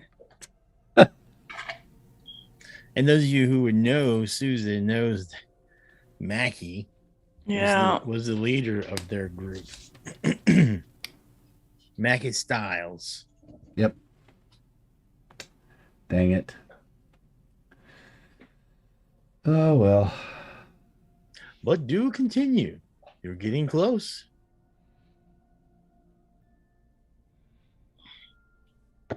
All right. All right. Show us Hey, the Emily. way. Yeah. You want to get up on somebody's shoulders and see if you can see over this corn? Sure. It's been a while since cheerleading camp, but who's the base? All right. Yeah, if you get up there, you can see off in the distance it's a good distance. You can see there is like a farmhouse. There's a farmhouse that way. All right. Emily really, really wants to find this guy, the actor. Hargrave. Hargrave. And she is super charged up right now. I'd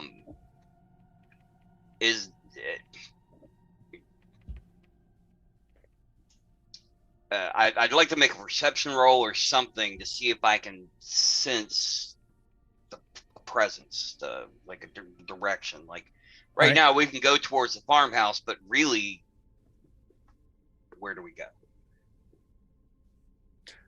Well, he did say continue on. You're getting close. As far as if your perception check, okay, make another one. I haven't made one. So.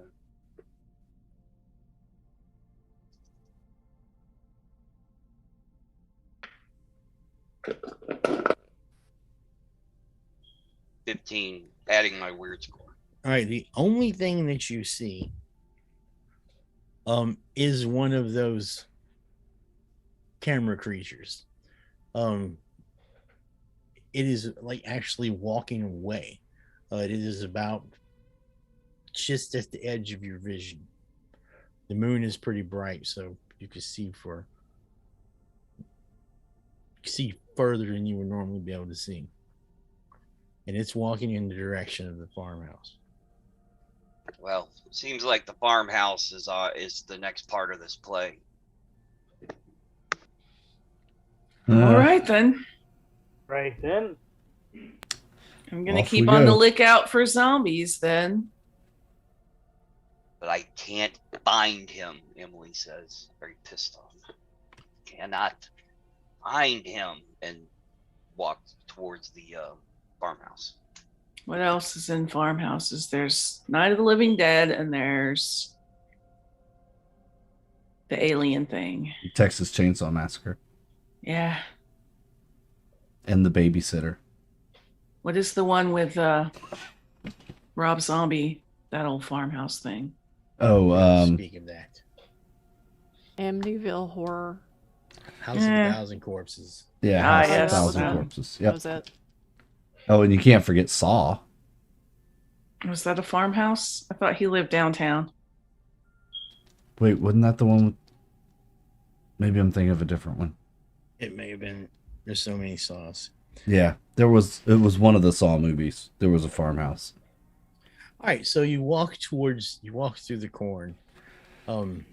It's chilly. You can see your breath. You can hear the insects, and you can smell the greenness of the corn. You know, it's the perfume of its little buds and stuff are filling your nose. You can't hear anything else other than your own movements. You have no trouble getting to the farmhouse. It doesn't have a porch. It's just got some steps with a railing that go up to a door. The windows are shut and the curtains are drawn. Excuse me. Should have brought my damn flamethrower. Ugh. Although I do still have a couple of these road flares. Didn't use them all. Probably in my golf bag. All right, what we all do? You're in front of this farmhouse. Let's go in. Yes. All right, the door opens and you step in. And your host is standing in the room poking at the fireplace, but he's dressed like a farmer. You can tell that his overalls are filled with pillows and stuff to make him try to make himself look large. And Hey. well, hello. Can I help you? I think he's poking at this log. I think it's we that can help you, good sir. Tommy says in a kind of a obvious fake accent to anyone who has one, but he's trying to sound a little bit different and using that acting skill that he has. We're here to release you from your bonds of this mortal world. I can't right say I understand what you're talking about. Y'all must be cold. Come on in and have a seat. My wife is upstairs, but she'll be down sooner or later, and we'll get you something to warm you up.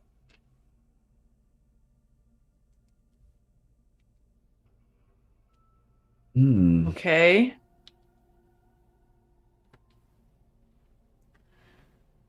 I don't trust this. Is there a stairwell inside? Was this a one-story No, there's farmhouse? stairs. Okay. There's stairs.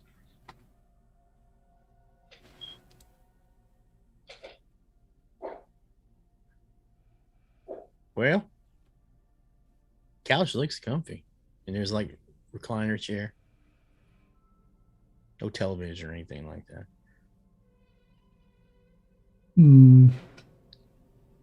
Get you some blankets out of the closet here if you like. Where are we exactly, sir? Well, you here on my farm out here in Kansas. Kansas? Kansas City. Well, you surely must know where you're at.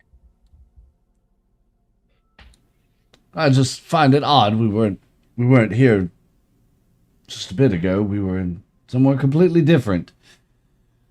Really? Yes. Wait. What's that sound? Is there something out there? And he starts to walk over towards the window. Do it. Do it. All right, so he gets to the window and he looks out. Oh my Lord. You brought friends with you? What wreck a bus or something? Oh crap! Great. I'm gonna lock the door. I'm gonna look out the window to see what he's looking at. You see there are people, lots of people. They're walking out of the corn towards the house. Is it light enough that we could see? In other words, do we recognize these people from inside a barrier? Maybe. Some of them are wearing suits. Some of them are wearing like dresses. They don't look. Some of them don't look alive. Some of them don't look too fresh. This looks They're a lot coming like. to get you, This Barbara. looks a lot like what you saw from Night of the Living Dead earlier on. Yep.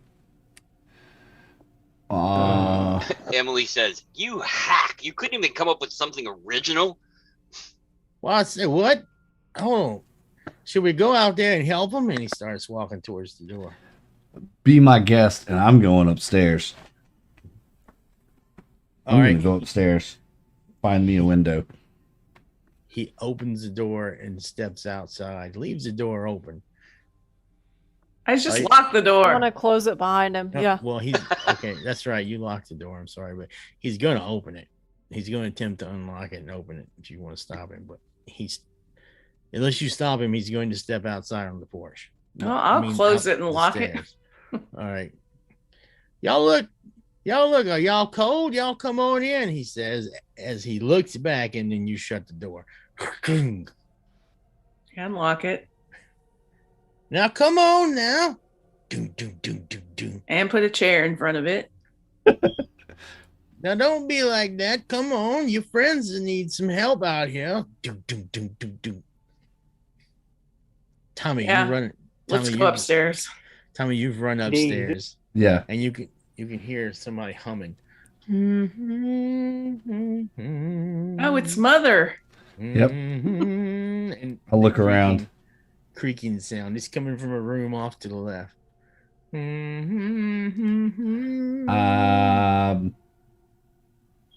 don't know if I want to even attempt to go in that room. I would. God. Farmhouse have a distinctive tower? No. Okay. Otis, is that you out there, Otis? Sure, I'll go open the door and see the old mother in the rocking chair. All right, it looks just like your host, except he's wearing like old grandmother clothes, and he obviously has his bosom, his pillows and stuff that are stuffed in there, and he's doing like some knitting, but he has no idea what the hell he's doing with knitting, right? So he's just fumbling, and there's like yarn all down by his feet and stuff. How's the company, Otis? Oh, you ain't Otis. No, I'm not Otis, and you're not Mother. And I think I'm gonna rush him and grab the knitting needles and just jab them right into him. All right, so Tommy has gone, like, he's had enough of this shit. We'll do that, and we'll start the initiative with Tommy because it's already on Tommy. All right, Tommy, rush him. Rushing and I declare, what are you doing? 12 to grab the knitting needles and jab them right into his throat. All right, you've got the needles.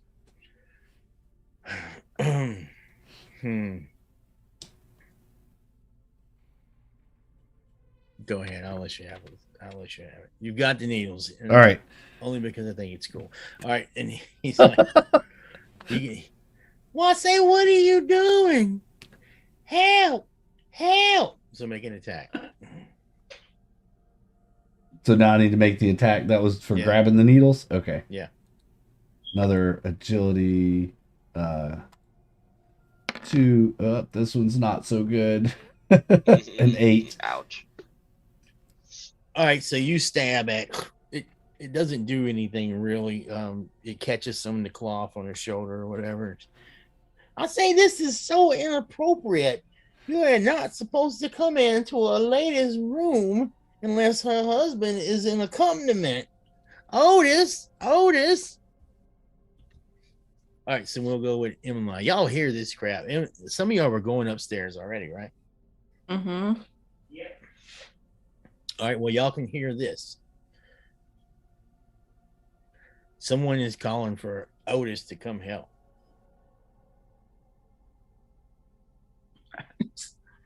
Stick my head in the room. He's got that. I'm gonna go check another room.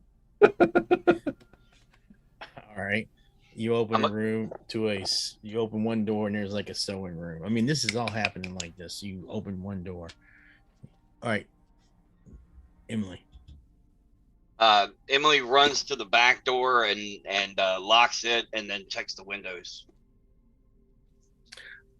All right. You're running and you can see out some of the windows. These things are getting closer. But you do lock the door. And there are some coming up from back of the house. And you can hear Otis, quote, host, or now y'all let me in. Now y'all let me in. Come on now. This is not funny. Yeah, it is. Kinda. Sarah. Did you go upstairs too, or were you still downstairs?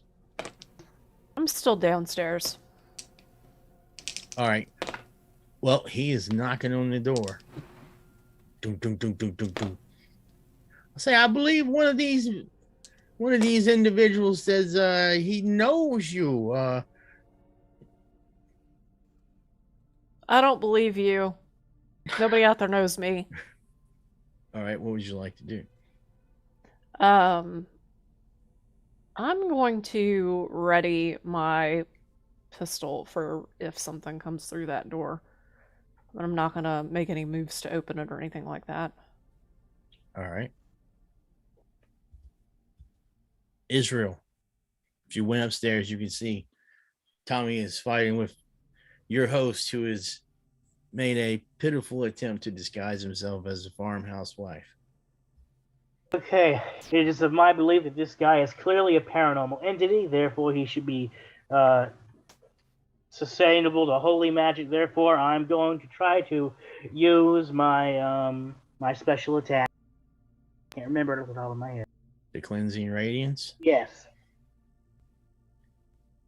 All right, that cost 10 potential, so you're down to 26. Yes. All right, Israel just stands in the doorway, and this radiant light comes from him. Everyone within the light, you feel at ease, comfortable. Your courage is stacked. Tommy had wounds. Yes. All right. You lose 4 of your physical trauma is healed. Just Nice. instantly. And Grandma host falls back out of the chair. No, not trying to do a woman's voice anymore. And Should now be the time to work. yep, she starts stumbling and trying to get away.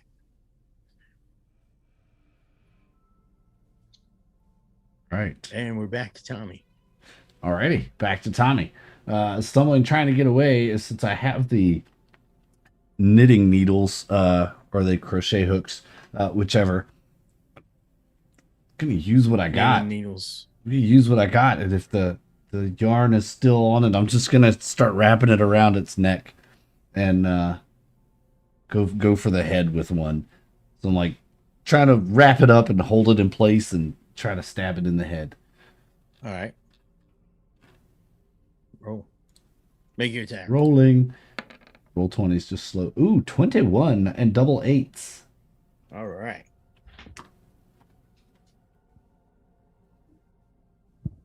So that's just going to be a D4. Just a D4. Oh, but you got it's going to be 3D4 for you. 3D4. There we go for 8 damage on 3D4. Let's see. Lost the microphone. It's back. All right, it goes into her head. Boom! As she's still trying to struggle to get away from this light. She doesn't even scream from the attack that you gave because it's already screaming from this light that's touching him, and it's like bubbling his skin and burning him away. But now I have it on a tether. Everybody, you might want to attack now.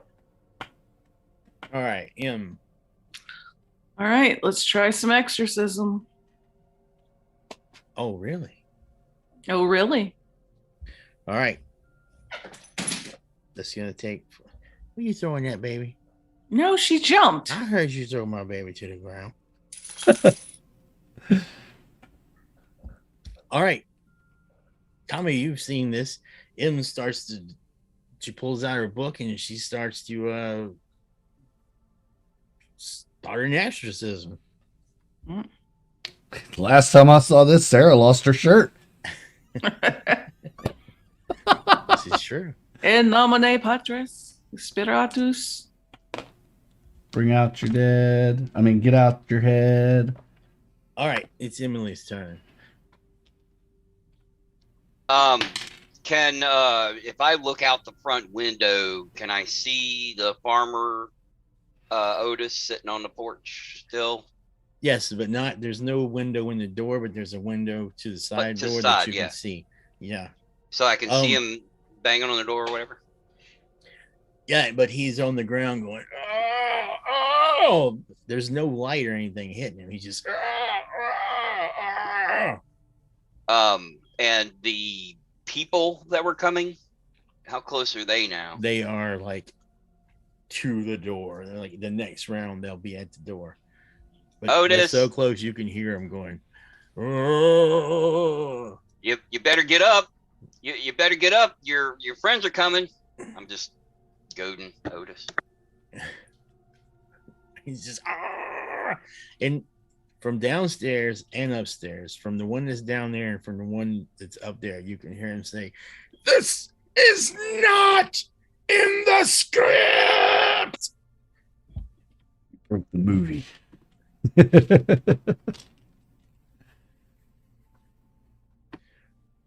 All right. He tries to make his way towards the window. I forgot to mention, you did impale him with that needle, so you actually have the needle is still in the head, and you have it. Mm. So he's trying to struggle to get to the window to break out of the impalement. So make a might check. If you don't have might, just go ahead and roll your Keep him held down, boy.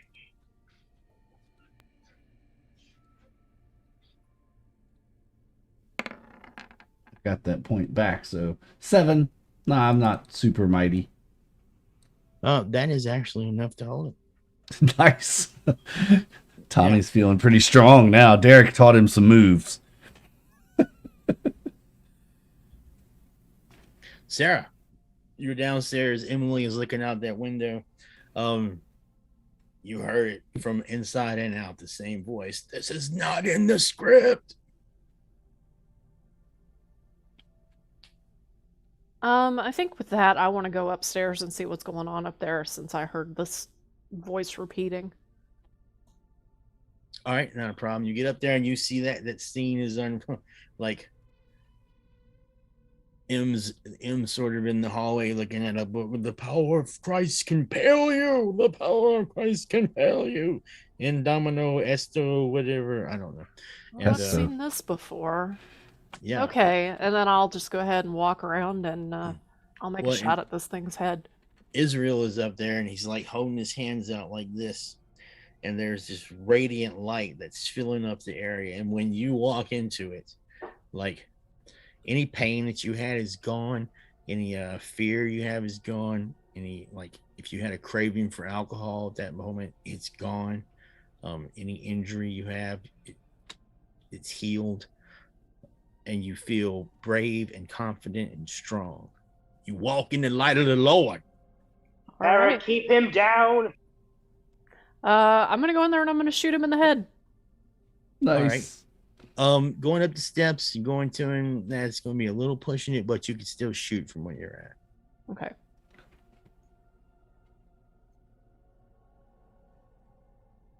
Ha. Damn. Wow. Those runes are pretty badass when you add them to things like guns. That is a tier. That's gonna not tier. I'm trying not to say tier anymore. That is a 3rd degree critical.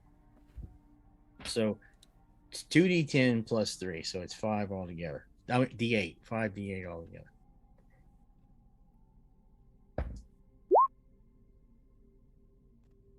$19. All right. The shot goes into his kneecap and separates the lower leg from the upper leg. Just boom. Nice. No, this is not the way it's supposed to go. Cut. All right. All right, Israel, if you need to concentrate to keep this up. If you do something else, it's going to drop. But you also have to spend one of your points to keep this going. I'll keep it up. I'll keep it up as long as I physically can. All right, so you're at 25 points now. And if he moves far away, I'm going to move closer to him. I'm going to follow him. All right, Tommy, you healed back 5 points of trauma. You should be close to being. Yeah, I'm back to full. Back to fine. Undamaged. All right, and his face is his cheekbones and everything, like the leathery flesh that's there is like bubbling, popping, and he's just burning in this light. Yeah, you're not going anywhere. If I've still got a hold on him and keeping him from going anywhere. Yeah. Well, you can maintain your grip on him if you want.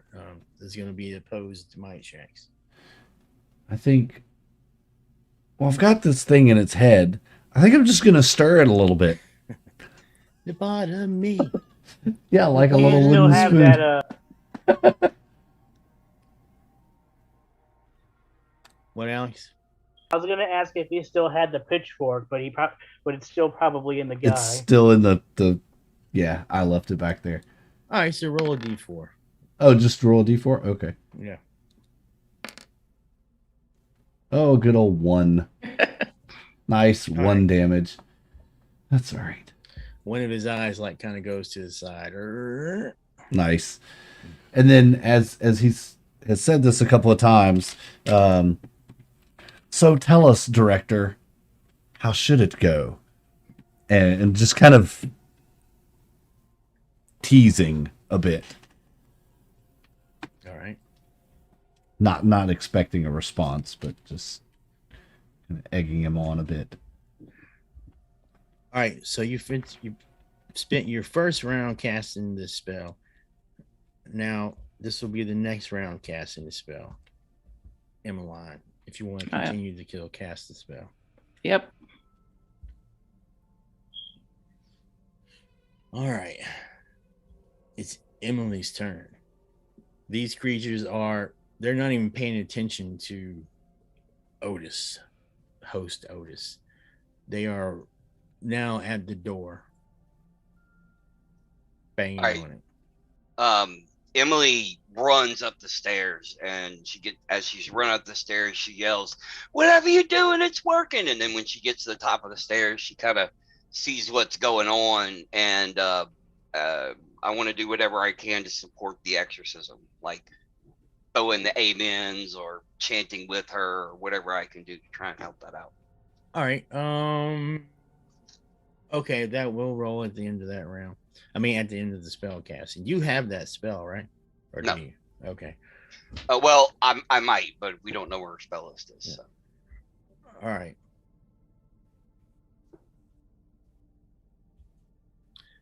Your host attempts to free himself from the knitting needle of doom.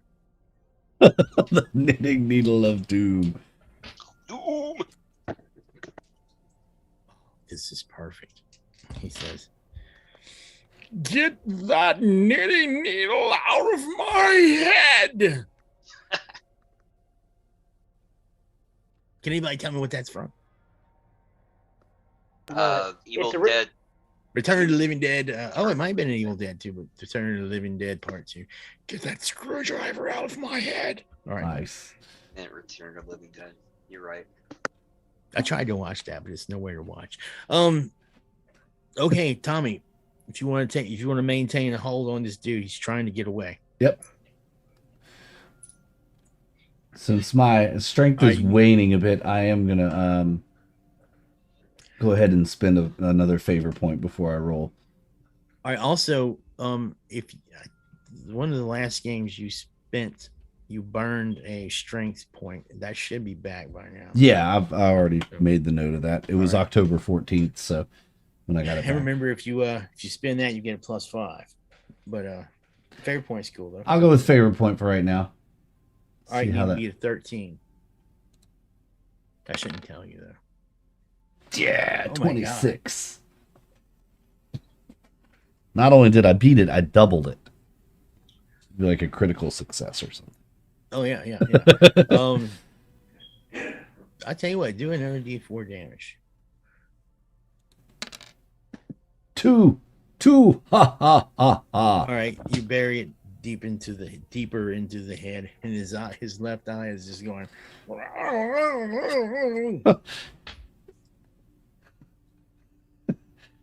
I like my zombies stirred, not shaken. All right, Sarah. All right, I'm just gonna shoot him again. All 'Cause right. that seems to be going pretty well for me. So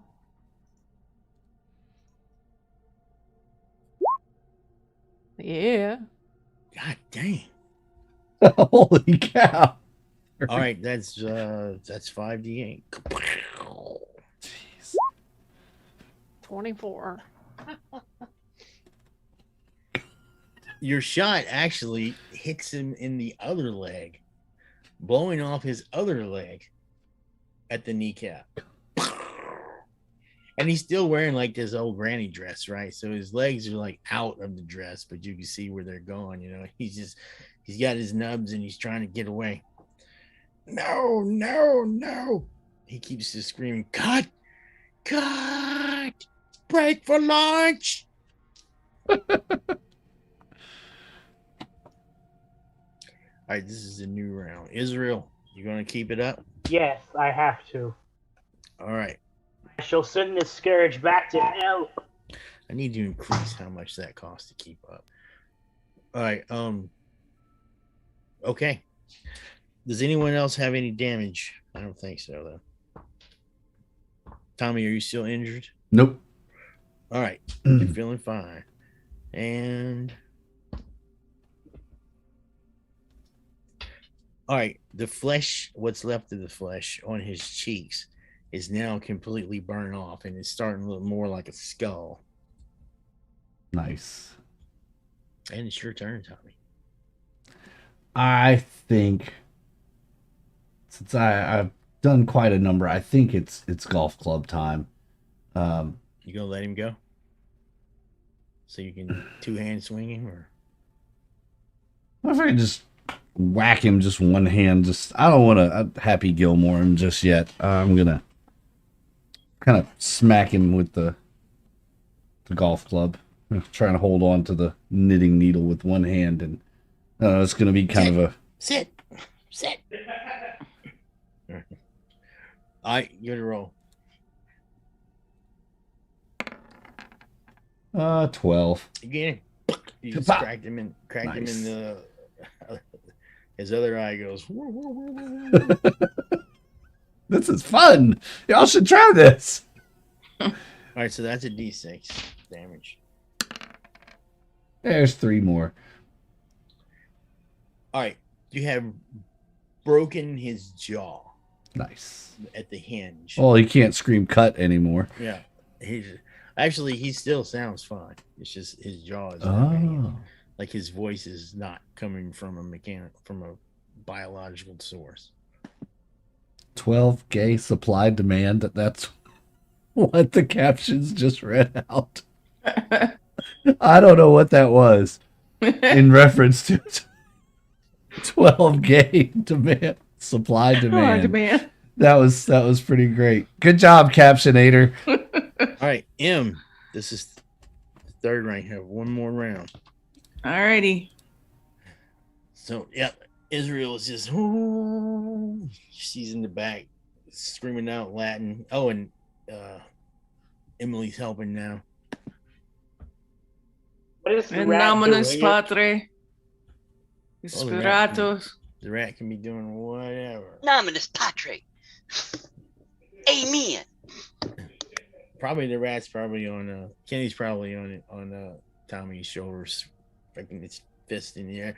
Oh, Send yeah. it back to hell where it belongs. Yeah, Kenny is cheering me on. He's giving All me the y'all extra hear is strength squeak. I need. All Yeah. y'all hear is green, but he's saying this. He's giving this valiant speech. Y'all hear squeak, squeak, squeak, squeak. All right, and y'all gonna almost feels like the floor shakes as you hear broken glass. Uh-oh, crap. And you can hear as things start animated corpses start tumbling through the broken windows.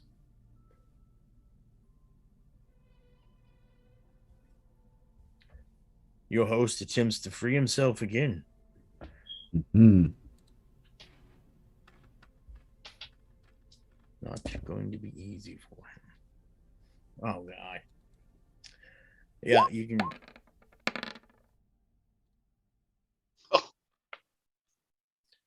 Yeah, you easily maintain your hold on. You can hear like his shattered, chipped femur bones like scraping on the wooden floorboards as he's trying to get traction to pull himself away.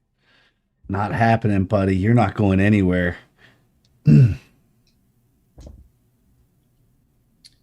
Sarah. All right.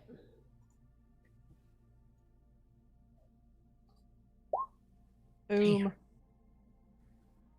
It's another 5 dice. This time it's an arm. It's Well, those no. runes, man. I'm telling you. This time, the bullet goes in and blows out the vertebrae connecting his head. His head comes off in Tommy's hand, but he's still screaming, "No, no, no, no, no, no, no, no. Bring in the stun double." And I'll just kind of hold the skull up on the knitting needle upside down. Like, well, that's interesting. All right. Israel, you going to keep it going? Yes, I have to. Keep it going, keep it going, keep it going full blast. All right.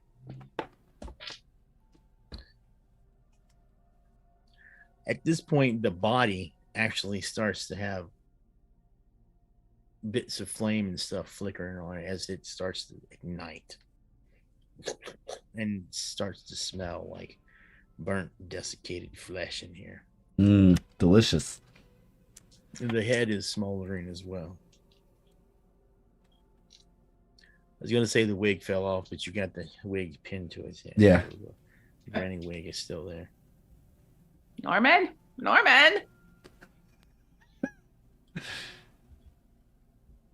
All right. Tommy. Knowing that hearing the sounds of downstairs crashing in, basically I don't need to keep this thing held anymore because it's broken free from the gunshot. The skull is flaming. I'm gonna reach in my golf bag and see, do I have just one more road flare in my golf bag? If you spin a favorite points, you can have it. Yay! I have a road flare. All right. Where's my favorite points? I'm running low on those. But hey, what else are they for? but spending. I am gonna take. This is gonna be kind of comical. I'm gonna take and shove the road flare in the skull's mouth, like just kind of wedge it in there, ignite the end, and toss it downstairs into the mob of zombies that are coming in to just kind of see if I could just ignite the zombies All right. with the skull of the host. We might need all the parts up here. The head thumps ka-thunk, ka-thunk, ka-thunk, down the hall. I mean, down the stairs. Yeah, you got no problem igniting it. The body stops moving and flailing. Yes.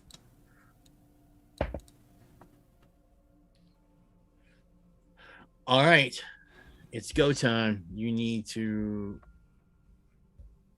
I'm going to say it's a 14 right now because you're getting help casting the spell. So. I think I'm gonna toss in a favor point too. For +2. Can I toss in a? I actually wanted to burn willpower if I had to make a roll. Can I burn willpower for her roll, or maybe just put a favor point in myself? All right, because of the circumstances, normally you cannot use favor points to someone else's benefit. However, you're both attempting this action, so I'll roll that it's okay. So a +4. Okay.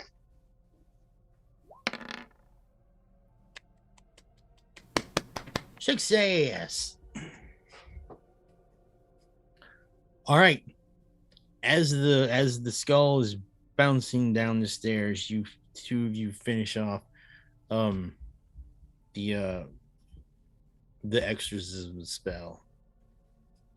There is like a violent shaking, and outside lightning is crashing. This whole scene just fades back, and you're inside this large bedroom.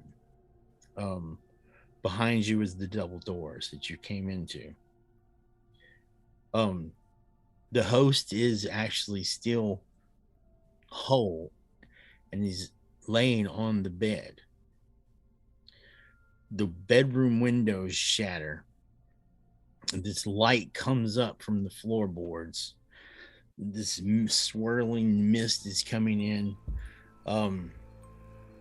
The bed sheets, the whole bed itself starts to bend in, and these lights start flowing up from it, popping up from it, as these hands come up. These demonic looking monstrous and skeletal hands are grabbing at it.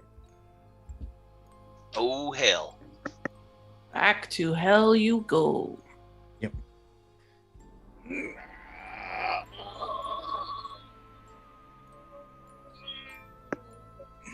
And as he goes down into this, the blankets and stuff go with him.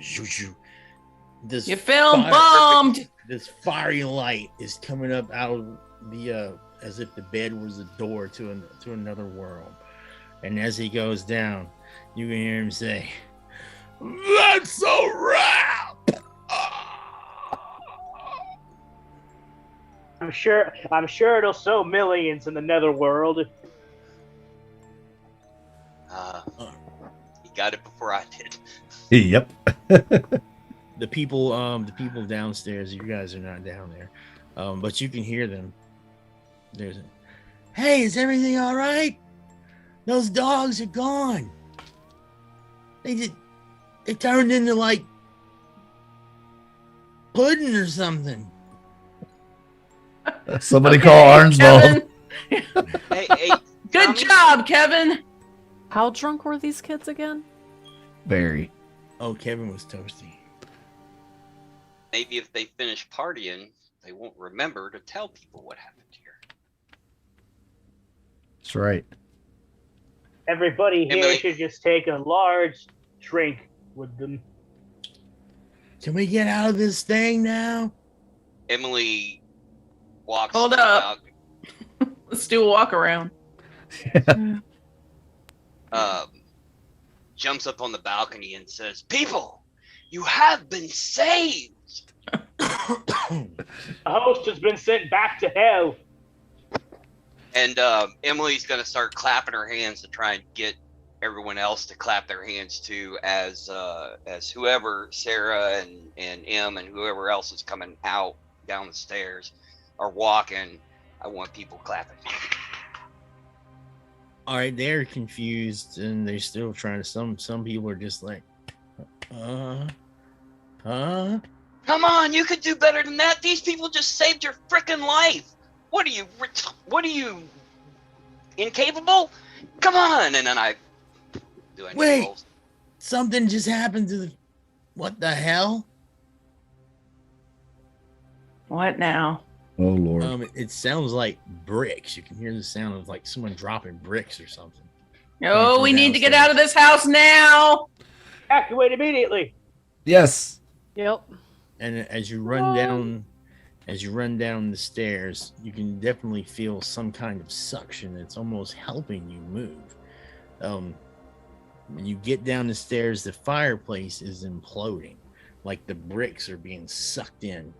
Some of the lighter furniture and beer cans and solo cups are going into the fireplace as floorboards and stuff are starting to pop up as well.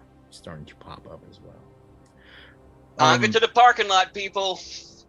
Yes, you run out and the first light of dawn is out there. You've apparently been here for quite some time. Yeah, so you run out to your vehicles. The dead bodies of the victims. Some of the last things you see as they get sucked into the where the fireplace was. It's just dark void. Curtains. Rest of the furniture. You're outside in your cars. The gates open. Yes.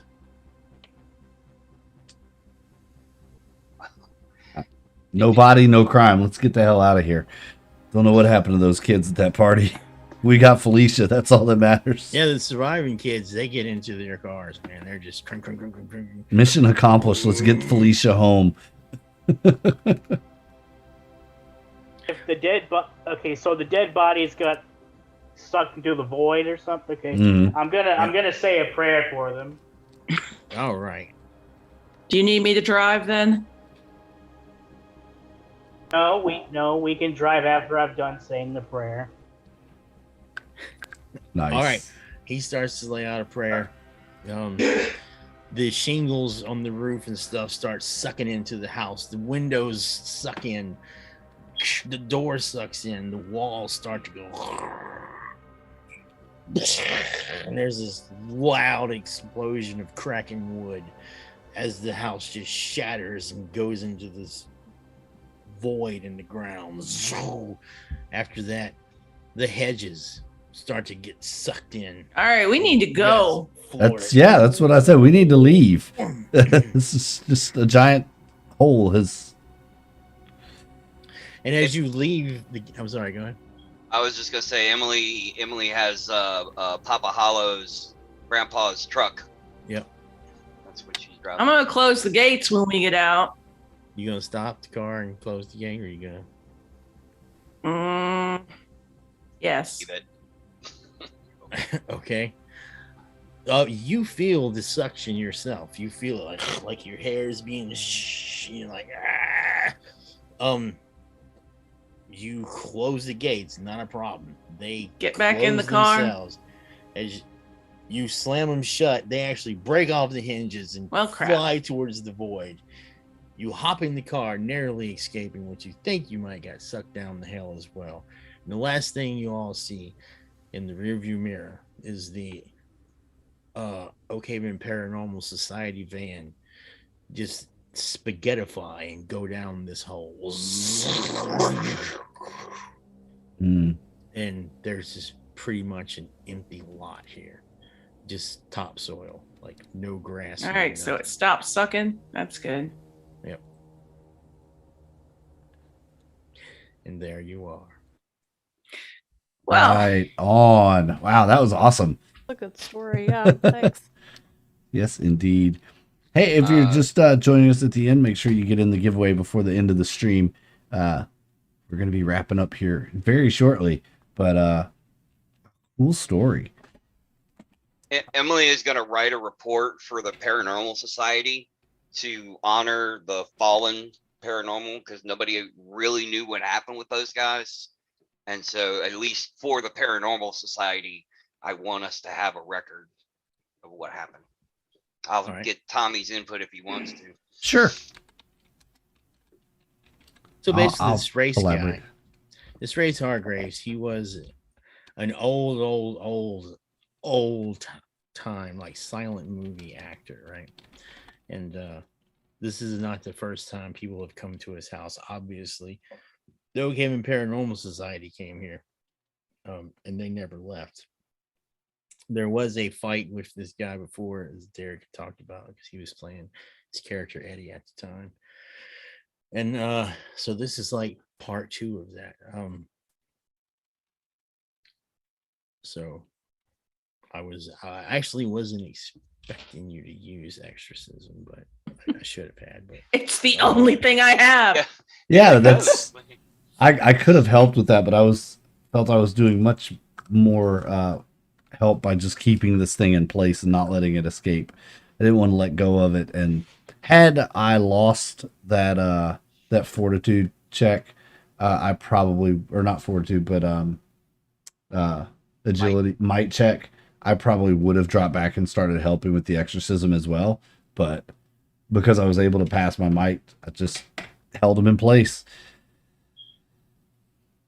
So, I was ready to sacrifice whatever I had to burn to get bonuses. I was going to exercise him so hard. I have a thought for you on that. You mentioned the concentration potential pool needing to be more costly as to maintain upkeep. For Israel's cleansing thing. Yeah, for that, it could compound every round. It costs one more because it is a pretty powerful. That's actually what I was doing. So it's 1 the first round, then 2 the second round, and 3 the third round. So at some point it becomes a thing of, well, how much is it worth to keep this going? So it's not just 1 every round. Yeah. So just a thought. But if you all are enjoying WYRD and enjoyed the story, make sure you head on over to the Charisma Kills. I think all of my things are broken. None of my chat commands are working. Don't know why. It's charismakills.com. Yeah, head over to the Charisma Kills website. Check out everything with probably because I used the wrong one. It's late. Did it wrong again. Been a long day. Finished on time too. Yeah, finished on time. Been a long day. Been 12 hours of streaming. We kicked off at noon. It is now midnight 01. So much thanks to everybody that has hung out with us all day. There's some of you in the chat that have been in here all day, and we're just so thrilled that you're still with us. You're probably asleep in front of your computer and not actually listening to the words I'm saying, but that's okay. We still appreciate you being tuned in, giving us the views. Jesse, great story tonight. All the players that have played with us today, from Horde of the Dragon Queen until the end of WYRD here. It's been an absolute pleasure having you all with us. We're going to go ahead and close out the giveaway and do our last drawing of dice. Close. Draw a winner. There's only 3 people, and it's Sherry. Looks like it's you that wins the dice. What? Yay! Yay! So I'll shoot you a picture of the remaining sets of dice that we have in the giveaway and in the Discord. You pick which one you want, and we'll get them over to you. I literally just entered it. I know. It kind of seems to do that. Maybe that's the way to win these, is to enter at the last minute, because it's go back and watch the chat log, and it looks like everybody who entered at the very last second is the ones that got winning. But congratulations, there's some cool dice for you. Thanks so much again, everybody, for all of us here at the United Adventure Company, whether they played games today or not. All of us, We love you so much. We'll be back Wednesday night with Impossible Landscapes Delta Green. And then next weekend, we'll be back with Welcome Home. We are planning a weird AMA that's specific just to Weird, so we can talk all about the games that we've played, the campaigns, as many people that have played in all the different test plays will get a chance to come and join us in the AMA. We'll put that in the schedule. It'll be on our regular Weird night, a Tuesday night, very, very soon. So until next time, everyone, we really, really can't thank you enough for being here with us for 12 hours. I'm Tommy John. This is WYRD 66.6, way left side of the dial. Signing off for Caesar Valentine one more time. Good night, everyone. And stay weird. WYRD.